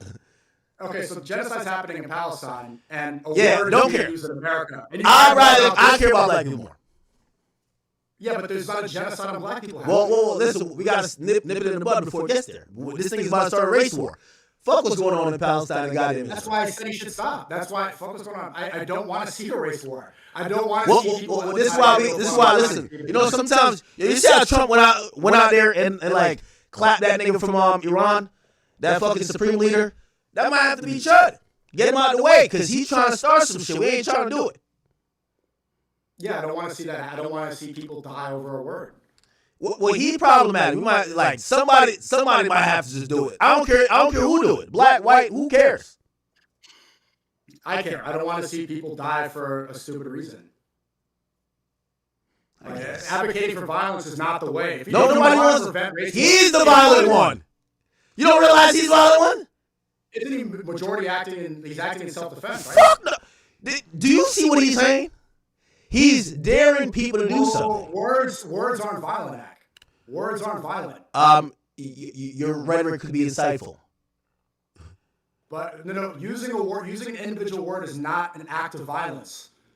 And so if you want to stop racism, then we can't let words trigger something that makes us violent. All right, play this. If you want to stop I watch him pepper spray. I watch him pepper spray a guy who like flipped his hat off or something like that. Technically, doesn't that count as self-defense? He wasn't arrested for that. Man, that guy should have blew his brains out, man. Legally, doesn't that count as self-defense? I'm not justifying it. Pepper spray. Two girls were eating dinner. I didn't see that. Well, here's the thing. Here's the thing. Like, they got hit. Also, when he pepper sprayed, that's not good. But technically, legally in America, that counts as self-defense. Getting on the filming team is where the instructor becomes a global fitness icon. You have to have appropriate force, right? It's the reason why if someone like hits your hat off, you can't shoot him dead. He's using a weapon, right? That is actually illegal in certain places, right? So I'm not sure if that necessarily is self-defense. But, again, I'm not a lawyer. I'm watching some of the nonsense he's doing. I think he's tripping out, okay? I think what he's doing to amuse us, I can't wait to see the conclusion. But I think the conclusion, I don't want him to go to jail. I don't want to see him go. I don't want to see people die. Like I don't think that's good. I don't think he'll die. Get into the, you were saying that somebody can get a GoFundMe, and I don't know. I'm seeing like rappers. NLE Chop was saying that he's going to do something. It's just not good. It's a bad situation. He's just going to get a little wake up call. And I'm not saying it's going to be violent, but I know how this story ends. This story ends with him getting a wake up call, and he goes from Chud the Builder to fucking just a Karen the bitch, where like he's now like, okay, I'm not this type of antagonistic guy. I'm the victim, and we'll see how that goes. But I think history has shown us that people like this, the thing they could always fall back is their whiteness, right? He has whiteness that he could always fall back on after he sheds this entire act. It's a shtick. It's an act. It's an act that has worked. It's antagonistic. The guy literally said that he had no motion before he started antagonizing black people. Literally, he had zero motion. Not good. To build a career based off of antagonizing people. I think he should go antagonize Muslims. Word up. Facts. Leave black people alone. Go fuck with the Muslims. Do you want peace or not? No, I want to see what the Muslims gonna do. Cause I think when Muslims get antagonized, no. I think when Muslims get it. No, you know about Malcolm X? No. We're not talking about black Muslims. We're not talking about black Muslims. We're not talking about black Muslims. We're talking about like the other Muslims. Yo, because when they get antagonized, I think they're a little bit more violent. What Muslims are you talking about? Them 9/11 Muslims, you heard me, nigga. Like, listen, go antagonize them type of niggas, and let's see how they handle it. Because from what I found out, usually black people are the least violent when it comes to all of this type of shit. It's funny how you started this off like being against racism, and now you're saying 9/11 Muslims. Who are 9/11 Muslims? The ones who did 9/11. It's like 7 of them. Yes. Yes. Nigga. So you're saying the hijackers, what was it, like 12 people? You're saying those 12? Whatever they stood for, them extreme. Those 12 hijackers? No, them extreme ones. Yes, them extreme niggas. Them niggas. Who are they? Brother, you trying to be obtuse. The niggas who be blowing themselves up. Whatever Muslims are those. No, you made it a race thing. You said not the black Muslims, so now you're making it a race thing. So nah, definitely not my Muslims from Philly. Those are some cool ass niggas. Not the Philly Muslims, so which Muslims? Be specific. The ones that be doing all that suicide bombing. Go fuck with them niggas. Who? So, I don't know. I'm gonna tell you. You don't know race, but you know they're not black, so you must know what race they are. I don't know what race they are. But you know they're not black? Well, hold on. You sounds like you're being obtuse now. Wait. Sounds like you're being a little obtuse. No, I'm glad you're saying that. You see how much you start to care when I start throwing the blame over there? You see? No. That's what I keep telling you. Leave black people out of this shit. Hold on. Yo. Hold on. Nah. Fuck all that. Listen. This is what we talking about. All right. Okay. Yeah, he need to go fuck with like the Palestinians. That's what he need to go do. Okay, they're under a genocide right now. Hey, now go fuck with them. Yeah, just leave black people alone. Okay, what word do you think Chud the Builder could use to Palestinians that will elicit the same reaction? He should go find out. I don't want to know.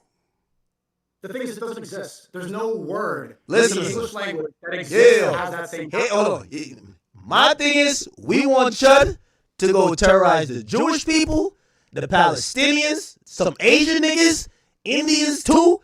Everybody but the black people. We've been through enough. We just want to chill. Yo, we trying to cop the new the AP/Swatch collab. Go over there, Chud. Go to Palestine, gang. Like, leave us alone. There's no, you said Asians. There's no, what word can he use? I don't care. Hear what I'm saying. It doesn't exist. What I'm saying is there's no word to get Asians angry like that. Okay. I don't care if it's just words. Do whatever you can to incite them. With whatever. Do whatever you can to incite them. Or even if it's religion. Go disrespect their religion. Go do whatever. Because, by the way, we also have freedom of religion, right? Go do that. Go show up to synagogues, mosques, and all them other shits and do what you want to do to disrespect those religions, and let's see what happens. Leave black people alone. Right? Like, I think he should do some demonstration at the mosque, right? Wouldn't that be cool? That's the next question. Would it be cool if he goes to like who be at the mosque? That's Muslims? If he went there and he's seeing people kneeling and say, oh, y'all chimping out. Oh, y'all kneeling? Y'all praying? Oh, y'all chimping out. Look at these motherfuckers chimping out right here. Look at them, they're all kneeling. They're chimping out. That would be amusing too, right? I didn't say it was good. I said you said it was funny. Would that be amusing? Would it be amusing if he showed up to the mosque, he put the camera up, and he said, look at all these niggas, they're on their knees on the mat. They're chimping out. Niggas, don't say that. Okay. First he said, all right, suppose he said that. No, suppose he said that. Would it be... But you said they were the 9/11 hijackers were Saudi. Okay, so you're trying to switch the conversation. You said when he had a conversation with black people, it was amusing. Brother, you said when he had a conversation with African Americans or whatever, it was amusing. Do you think that would be amusing if he showed up to one of these religious places where people are praying, knee on the mat, doing all this stuff, Allahu Akbar shit, and he grabs his camera and said, look at these motherfuckers chimping out. Would that be amusing to you? I'm saying he should. No, would it be amusing? Because you said it was amusing when he was talking to the blacks. I said he shouldn't antagonize people that are. All right, I know you said that, but you said it was amusing. You said it was funny. Would that be funny? That's not funny. Why is that not funny? But the ankle monitor on the black guy's foot, him doing that, why is that funny? Because he first says, "What are those?" to his shoes, and then he looks at his shoe and he has an ankle monitor. That's fine. Okay, so if he goes to that's separate from the word. Okay, so if he goes to the place where people are praying and they're bowing down on the mat, and he says, "What are those? They're chimping out." That's funny. That would be pretty funny, right? There's a difference between like worship and then being in public. Whoa, Sneako, what you mean? So that's not funny? The difference is, the point I'm making is there's no word in. Is there a specific word? Like disrupting people who are praying peacefully, that's just disrupting homeless people who are minding their fucking homeless business. I also said that that's wrong. You shouldn't be antagonizing people like that. But you said it was funny though. You said I would try to find the humor if he went to the place of worship and he was just like, yo, look, they're speaking like some other language. They're chimping out. Look, they're praying. Okay, there's some things within the videos, like I pointed out, like the ankle monitor, that are objectively kind of funny. Like banter back and forth. One guy's filming, he's like, hey, he forgot to record. Some of that stuff is situationally funny. In a vacuum, it's not. And the point is, there's no individual word that equates to that word, where you're going to get the same reaction out of people. There's not... Sneako, you're trying to make it about a word. I've told you this is about blatant disrespect. And again... And I said you shouldn't blatantly disrespect people. Well, that's the point. I know you want to. There's always going to be a thing that will be disrespectful. You get what I'm saying? It doesn't matter if it's a word. It might be a action that might even not be violent, right? Like if he shows up to the mosque and everybody praying on them carpets, he whips his dick out and just starts pissing on the carpet. Is that disrespectful or not? That's literally illegal. That's public indecency. Like that's also pissing that. Like all right, he just does it. But all right, he spits on it. He spits on it. He spits on the rug. What? Yeah, that's also considered assault. He assaulted the rug? It's spitting on people is not on the person. He just spit on the rug. He just disrespects it. Yeah, that's wrong. What is the point? Okay, he goes there and he burns the Quran. That's cool. What does this have to do with using the point when I'm trying? We all want more progress, more wins. But what we're really chasing, things that they feel is offensive. You're like, well, why don't y'all just stop being offended by the word? However, if I then showcase a situation where another group of people, where someone tries to disrespect them, you can't repurpose the disrespect. You want black people to repurpose the disrespect. Great. There's a great analogy here. Do you see how you're equating this individual word that doesn't have real meaning unless you to the holy? Every word has meaning, brother. The word of God compared to the word. All right. If the word has no meaning, you are equating the word of God to a slur that is outdated. Okay, you said that the words don't have meaning. That's the whole point. You cannot have those if you claim words have no meaning, it's not equivalent to this individual word. Okay, if you say a word has no meaning, say fuck Allah right now. Oh, is that what you're saying? No, I'm asking you. I'm asking you to say it because it should have no meaning, right? There's a fucking meaning to it, right? Clearly, like you wouldn't say that, right? Because there's an intended meaning if you're saying it. I see the point that you're making. How are you equating words have meaning, brother? How are you equating God? Disrespecting God, the Almighty, something that we have faith in, to something that only has meaning if we attribute meaning to it. God has meaning without us. So this hard R word. You can't disrespect God, but you can disrespect the whole group of people. That you give to it. Brother, you're saying so. What you just told me, you can't disrespect God. Okay, get it, and I agree. But you can disrespect an entire group of people, and your solution to that is that the entire group of people should just not be offended. Because you're doing both. Whether you say the hardy R or you say fuck Allah. This is the creator of the universe versus outdated slur. You cannot equate the two. Outdated slur to who? Those in the same category. Outdated slur to who? To you. That's how it should be. It's outdated to you. Clearly, if you look socially, the majority of people, even outside the black community, realize that word still holds some meaning. So in your maybe skewed Chud the Builder fanboy mind, it only holds the meaning that we still attribute to it because slavery is over. The same way, we'll go back full circle, that this word is becoming the most popular word in hip-hop. 21 Savage, my choppa hates niggas. 21 Savage can say, my choppa hates niggas, and everyone's like, fine. They turn up to it in the club. If a white guy says that, everyone freaks out. We've all said it's it has. The same word. Yo, it's the same intention. we've all said that both words, like if you study, and I'm about to butcher this word, etymology, and you know the root of words and how it progresses. It's like if I say, Sneako, you're cap. I'm not speaking about this. I'm clearly speaking about the word cap has a different meaning.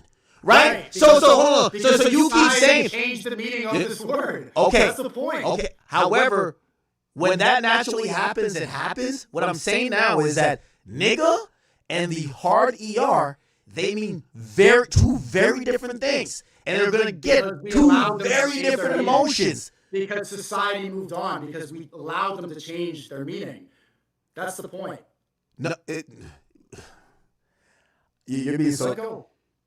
Let go of these societal. The people who are offended by. Let go of the hurt. All right, so the niggas in Palestine should let go of the goddamn hurt that Israel's doing to them. Let it go. What the fuck? The fact that you're not able to comprehend. No. You're saying that black people should let go of the hurt, but I'm saying, all right, you own that Palestine shit. Them niggas should let go of the hurt. How the fuckery that goddamn Israel them been putting them through?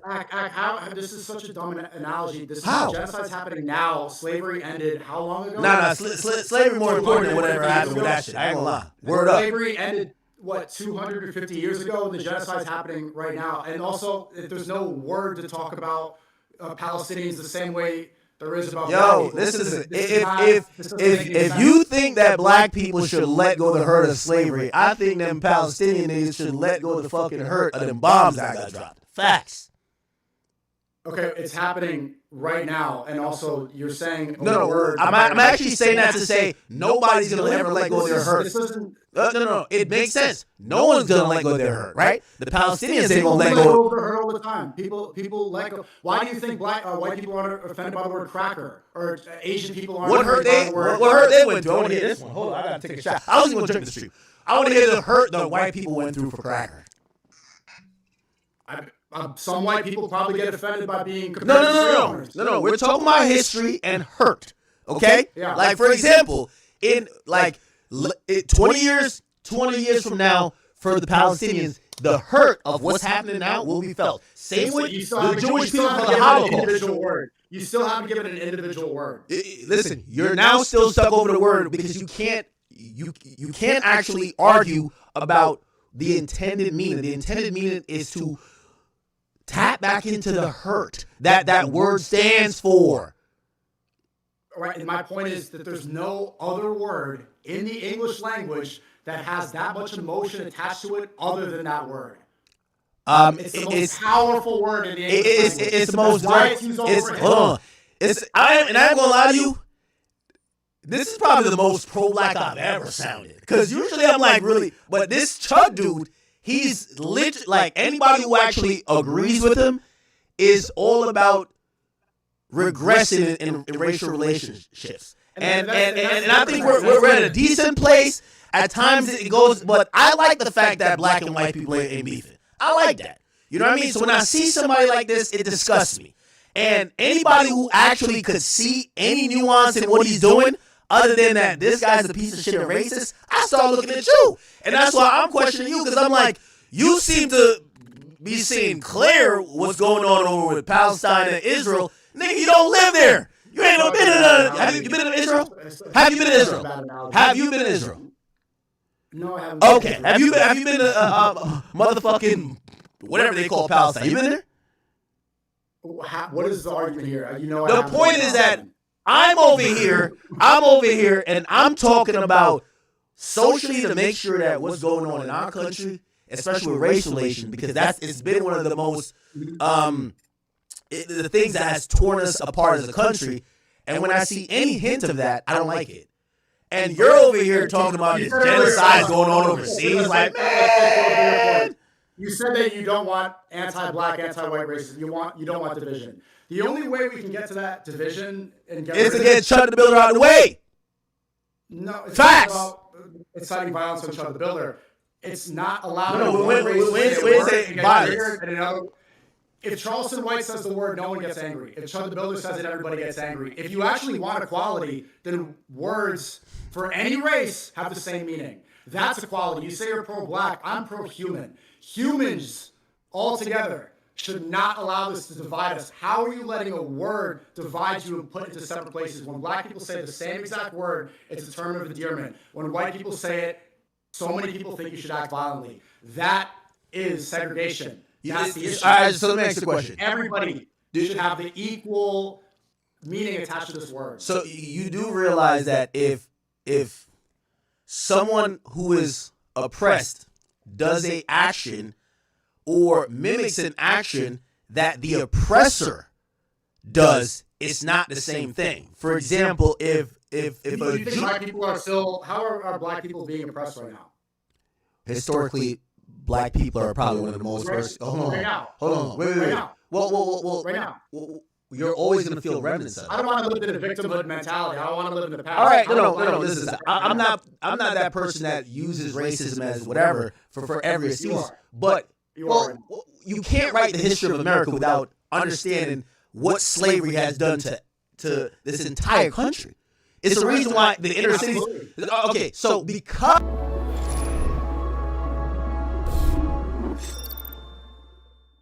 Even if I don't argue that, I would argue that everything we see now, when we look back 2 generations ago, you basically are going to see clear side effects. Clear side effects. Hold on. I ain't gonna lie. As a Drake fan, you're sounding a lot like a Kendrick Lamar fan right now. No. 2 generations ago. I'm talking about right now, not all in the past and the, Brother, you can't write the history of the United States. Let's talk about right now. You cannot write the history. It's a BLM thing. We don't need to do BLM. No. It's not BLM. It's not BLM thing. What's the impression? No. You're not. You see, you're trying to be obtuse. I've never even argued that black people are being oppressed right now. I'm saying that the history. Hold on, wait, brother. The history has to be respected and always acknowledged. The same way how, when it comes to the Jewish people, their history of how they were persecuted with the Holocaust has to be respected and acknowledged. These things are the reasons why they're living how they're living and we live in how we live in. And 200 years from now, the Palestinians will be living how they're living. That's the reality of it. This whole this shit is over, get over it. Like, what are you talking about? Like, come on. What are you talking about, bro? My point is you have to let go of victim mentality. It holds you back more than any of the control mechanisms that we imagine in our heads. Except Sneako, you're arguing a point I never said. I never said nothing about victim mentality. I said okay, but the only way to get rid of this, to get rid of the hurt, is to move on. If you live in the past, if you hold on to a victim mentality, you never let the hurt heal. Let it heal. Yo, Sneako, if somebody smoke your mama, you let it go? Okay. No, on some real shit, because it sounds stupid for you to tell people to let go of the hurt. You don't think you sound fucking retarded, bro? Ultimately, you should. That is the way to grow, is to let go and to forgive. That is growth. That is how you get over it. Holding on to hate forever. You talking ideals? You always. This is your issue. You always talking like this ideal type of thing. Yo, the history of the world, the history of the fucking world is actually shaped by historical events that niggas have never let go. It's the reason why right now you go to Germany, you even throw up a goddamn swastika anywhere, they're making sure you're out of there. You know why? History just doesn't right away and everybody forgets it. Oh, we all forgiven, we're healing. People ain't Sneako. What the fuck? Like, the whole world is shaped by pain, wars, is shaped by shit that has changed the trajectory of life. People have been exterminated. That's caused other people to realize, hey, we gotta make sure it never gets to this again because we know what happened last time. This whole is kumbaya, let's forget. What are you talking about, Sneako? It's not kumbaya. This is the way forward. It's to forget slavery? Why let somebody hurt you that bad? Why let this one word hurt you that way? You're giving somebody else power. You're letting them. You're way smarter than how you're coming across. I'm telling you, if it's not the word, it's going to be something else, right? Like, it could be a symbol. I'm not too sure about Jewish culture or whatever, but maybe that's the Star of David for them. It is going to be something that reminds you of the pain. It is. And that is going to be sacred, or it's going to be, don't fuck with it. In everything that carries some, nobody just forgets. You're just saying, oh, well, why can't y'all change the word? Brother, there is pain there. It won't go away. If it's a word or something else, and you're acting like the guy's trying to say the word just harmlessly. No, he's trying to evoke pain. So if it was a symbol, he would fuck with that. If it was a place, he'd fuck with that. Culture, race, these things shouldn't be defined on hurt. Allowing black culture to be defined off of slavery is living in a victim consciousness. Jews allowing never said that. to go this way is defining Jewish identity based off of something horrible. Your childhood helped define what you became. You can't erase history, brother. And you're always a product, not only of your environment, but historical choices. Hurt, or do we only want to unify based off of hurt and pain and trauma, or do we want to unify based off of something greater? Do we want to give power to words that are strong, that are empowering, that are good? This is what should trigger us. We should hear a word like, hey, you're black, and we should be happy about this. We should be emotionally manipulated in a positive way. We should remember things that make us happy. Sneako, you know what I realize? That make us pain. I think you only have these type of thoughts because, like, you like this mulatto. I don't even know if you know what you are. Like, what do you consider yourself? Like, respectfully. And how many times? I don't know how many times you had this conversation. No. The reason. Wait. The reason why I say that, because if you ask any person, and based on your stupid ass logic you just said, is that what stupid logic? Like you comparing Palestine? Like no. To Muslim? No. Like your stupid logic of oh, you should. It should be about coming to get like everything that has to do with my life. If I'm not here, right? I'm not here in America if my mom didn't make certain sacrifices. I'm not where I lived in Jamaica if my family there didn't survive slavery. Yes, there was slavery in the Caribbean. Everything matters on the past. You can't just fuck the past. We're just like here. You must have, you can't have a connection to a strong, legitimate background or lineage if you're saying, fuck the past, let's move on. What are you talking about? And that's why I use your racial. That's why I use your racial makeup, because put it like this: people that come from France, they have a certain disposition based on like what happened in that country. Their great grandfather fought in that war. Blah blah blah. Like these are actual things. And ideally, they don't crash out over a word. My point is, look, my dad's from Haiti, right? Haiti was the first independent slave nation. These people, they killed their slave masters, and in 1804, they led that slave revolution. To this day, Haitians will call anybody who's not dark-skinned black. Well, hold on, let me finish my point. They'll call anybody who's not dark-skinned black, blanc. You know what this meant at the time of the revolution? It meant slave master. It's since been repurposed to mean anybody who's not dark-skinned. This is a nation who moved on from this word, who changed that meaning. And although it does have an origins of that slave time, it doesn't elicit the same hurt. If people call me blanc in Haiti, am I going to crash out and say, I'm not a slave master? Hey. I understand. It's just a word. All right. So again, you're trying to do the like, you know, the mouse brain thing again. No, should I crash out over that? If someone in Haiti calls me blanc, should I crash out and say I'm not a slave master? Hold on. I think you should crash out if your great-great-grandfather died in the war that helped free the slaves, and they clown the fact that your great-grandfather got killed in that war. I think you should crash out. I should crash out over something. Yes, I think you should. That's your fucking lineage. Yeah, that's your fucking lineage. You should crash out. You should. Okay, so then what about other black people calling you nigga? Like, does that not remind you of slavery? No. You're now trying to switch the point. What I'm trying to say is that it's not necessarily about the word. It's about the struggle, the hate. It's about the struggle and the pain. It was struggle and hate when black people were all slaves. That was struggle and hate. I ain't gonna lie. I am for. If someone out slaves, they weren't in charge of using that same word in the same way. Yo, if someone's family and lineage, you know, died sacrificing themselves for whatever plight, and someone came to bring that pain back and disrespect them, I think that's a crash out offense. That is wrong, and that's when intentions are wrong. But the word itself in a vacuum. But using the word is tapping into it. That's what I'm saying. Get the word out here. The word is the key to tapping into that. It's the easiest key to say one thing to tap into that. My thing, once you tap into it, all bets off. All bets off. You're right. The intentions are wrong. If somebody has the motive to intentionally hurt somebody in that way, that's wrong.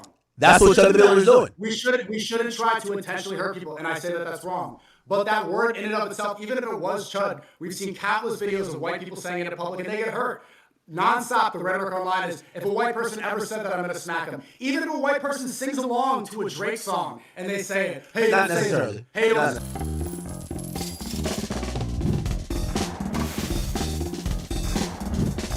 This whole discourse like all the time. Black people come up to him all the time and say, "You can't say that. You can't say that." Okay. Hold on. The feeling around Clav saying it, because yes, there's still a conversation, even if he's, and by the way, he's saying nigga from what I know, not Hardy. And he still gets pressed. I've seen a lot. Okay, all right. Yeah, because there's still a conversation. They came up, pressed him, and they got real upset. Hold on. There's still a conversation, but I'm not gonna say that's not true. What I'm saying is that the intent behind him doing that versus what Chud is doing. Chud is literally antagonizing. And that's why there is... He should go in 5. That's why he should stop IRL streaming. Or he should go to Memphis.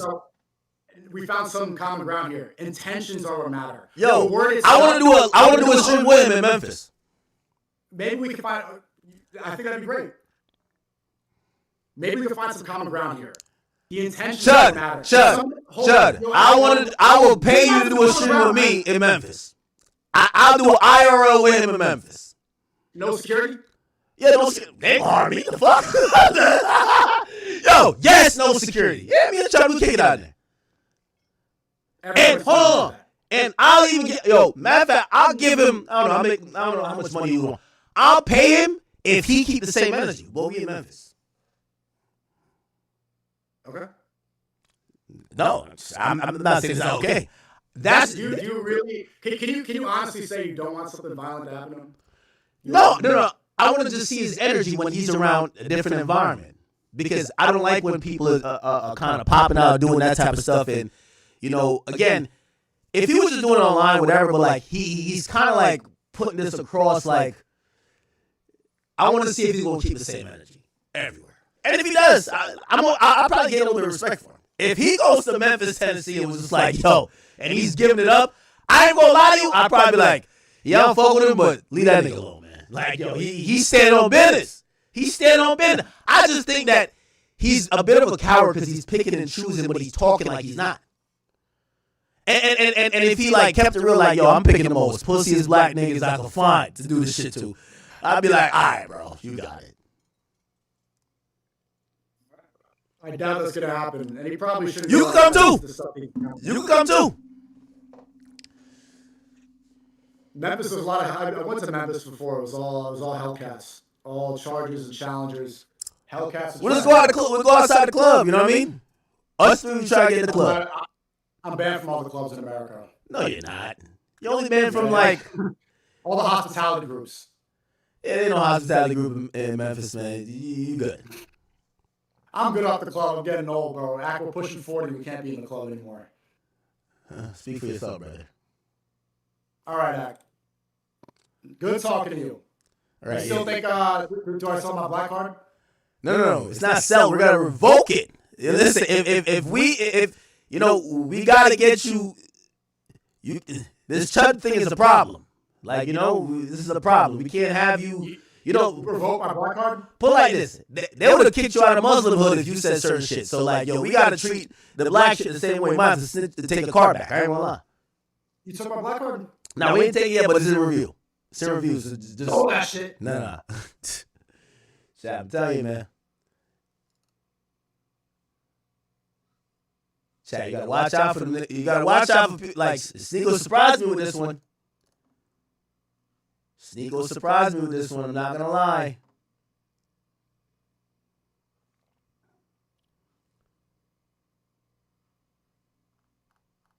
That was crazy.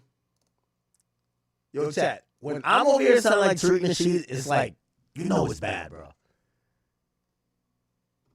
Like, if it was some light shit like Clyde, like he's singing a song and he says, nigga, I'm not gonna be like, yo, bro. But this guy, you could tell, bro, he even dressed like a racist, bro. Like, yo, come on, dog.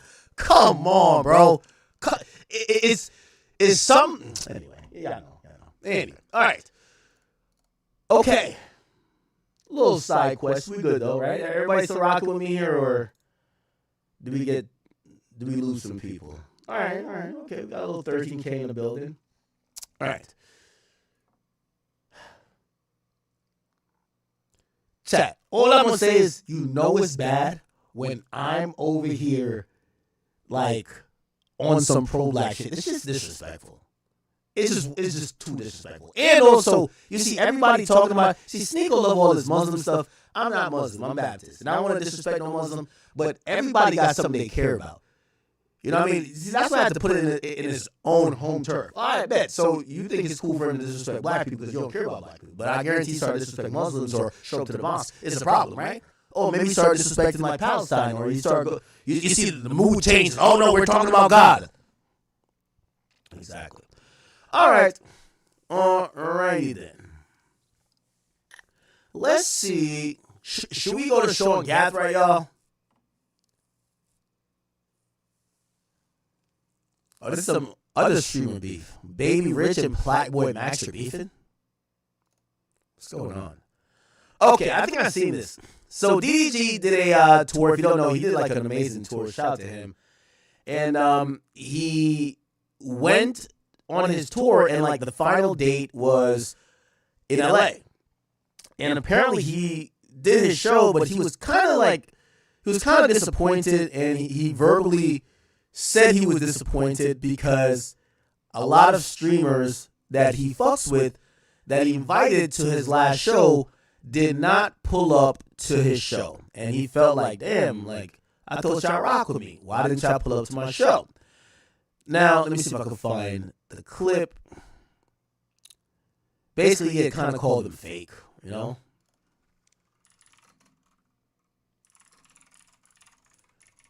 Let me see. Here we go. Okay. Where's the clip? Okay, so here's the clip. This is him basically saying, yo, none of his streamer friends came to his LA show. Take your rear, my homegirl. If everyone would have came to the show tonight, maybe I could have FaceTimed her. Whoop-de-doo, she didn't come though. It's all good. Nobody came except for Johnny. Johnny, the only streamer that pulled up on me.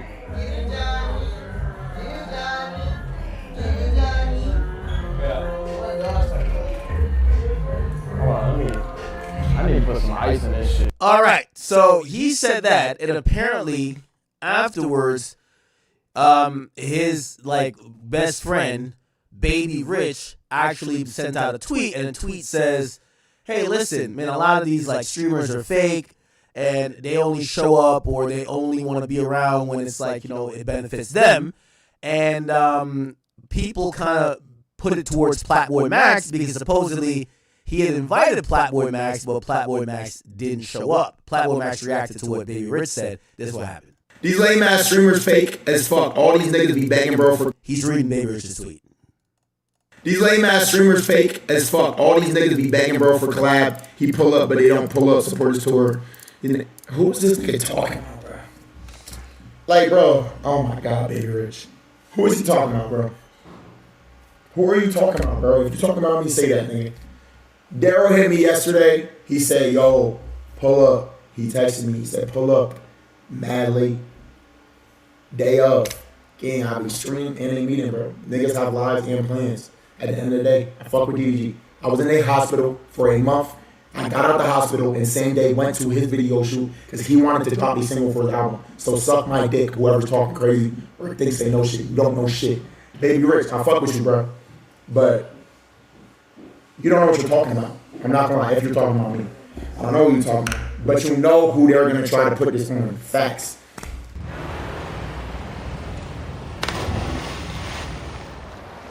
Like, it's like, bro, you can do this game, just address me, bro. This shit don't make no sense, bro. You don't gotta do that, bro. I fuck with Daryl. I ain't never hated on Daryl, and I so love Daryl, and I support Daryl. I've done his shit. I've had him in my shit. He's been in my. I've been a part of his shit, bro. Because some shit don't work one time now, the world is ending. How about you congratulate your mans on his fucking tour? Just ending. Instead of worrying about other streamers. What is you talking about, bro? Shit don't make no sense. I fuck with this nigga though. Baby Rich, I'll fuck with you, but I don't agree with what you're saying. It's some bullshit. Okay. And Baby Rich responded. He said this. Max, I'm gonna be totally honest with you, gang. You was nowhere on my mind when I made that tweet, bro. How you gonna be mad at me?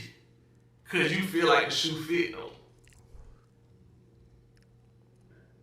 You know what I'm saying? You can't be mad at me if you feel like the shoe fit. Like, I fucks with you. Like, I like, when I see you, I fuck with you and everything else. Like, we can have conversations and everything else. But I make a general post and you feel like it's about you, man. Come on, bro. I'm the type of nigga, you, like, you know, nigga, I'll tell you in person to your face if I felt some type of way. You can't get mad at me about making a general statement and you automatically assume it's about you. If you assume it's about you, bro, that ain't got nothing to do with me, bro. Just to be honest, that ain't got nothing to do with me. You know what I'm saying? I fucks with you. You my man, but that ain't got nothing to do with you feel like that was towards you. Because if it was towards you, best believe, I would have said it.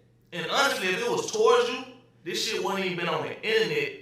I would have came directly to you and told you, because I barely stream, so I barely be on here like that, talking like that, bro. Like, any niggas know me when I have a personal issue with somebody, I address you man to man, like, on some shit like that. Okay. Now, I'll kind of sum this up pretty quickly. Congratulations to DDG, man. I like watching your tour. You did a really interactive, unique experience. I actually wish I pulled up to the New York show. I forgot what I was actually doing then. You didn't really invite me though, so it's not like I ducked your invitation. But I know me and you were cool. Yeah, this is kind of the thing about like these streamer things. Like, honestly, everybody got their own thing going on, and this is where I kind of defend Max a little bit. Bro, people got to stop thinking they're friends with other streamers. Like, everybody kind of collaborates when it's beneficial for them, and if you don't really fit in people's plans, they're not going to care that much. Most streamers aren't friends. Most streamers only link with each other when it's beneficial to both parties. Most streamers don't do each other favors just to show love. This is a very competitive space, and what doesn't happen is people just like being happy for each other. A lot of the streaming stuff is fake, where you think people are like happy for each other or whatever, but in reality, it's competition, right? Shit. Again, I'm not saying Max didn't have something to do, but shit, brother, you know, he's not going to stop his world to come check you out. And if he was a friend, he probably would. But again, my point is no one's friends in this shit, right? Like, y'all remember Kai Cenat and Aiden Ross was acting like they were friends for the longest. Now they don't even talk. So when it comes to streamers and stuff like that, to expect somebody to show you love or be there or whatever, y'all are not friends. So I'm not that surprised. Nevertheless, I think DDG's concert was still good. And the reality is, which I think DDG knows, anytime you have an event and you invite people and people don't show up, just keep working harder, because when you're the wave, when Kai Cenat invites niggas to the Mafia-thon, niggas cancel their own streams. Like, their mama could be on a deathbed. They're like, I gotta go to that Kai Cenat Mafia-thon. It's all about clout. So all it means is that, hey, maybe the people you invited felt they couldn't gain nothing from it. And just keep working hard, man. The next time you invite somebody and they show up, you'll know exactly why. You did the work. That's it. Logic landing in my foot, hooked on the grind. Mask on face, but I'm showing you my mind. Jump into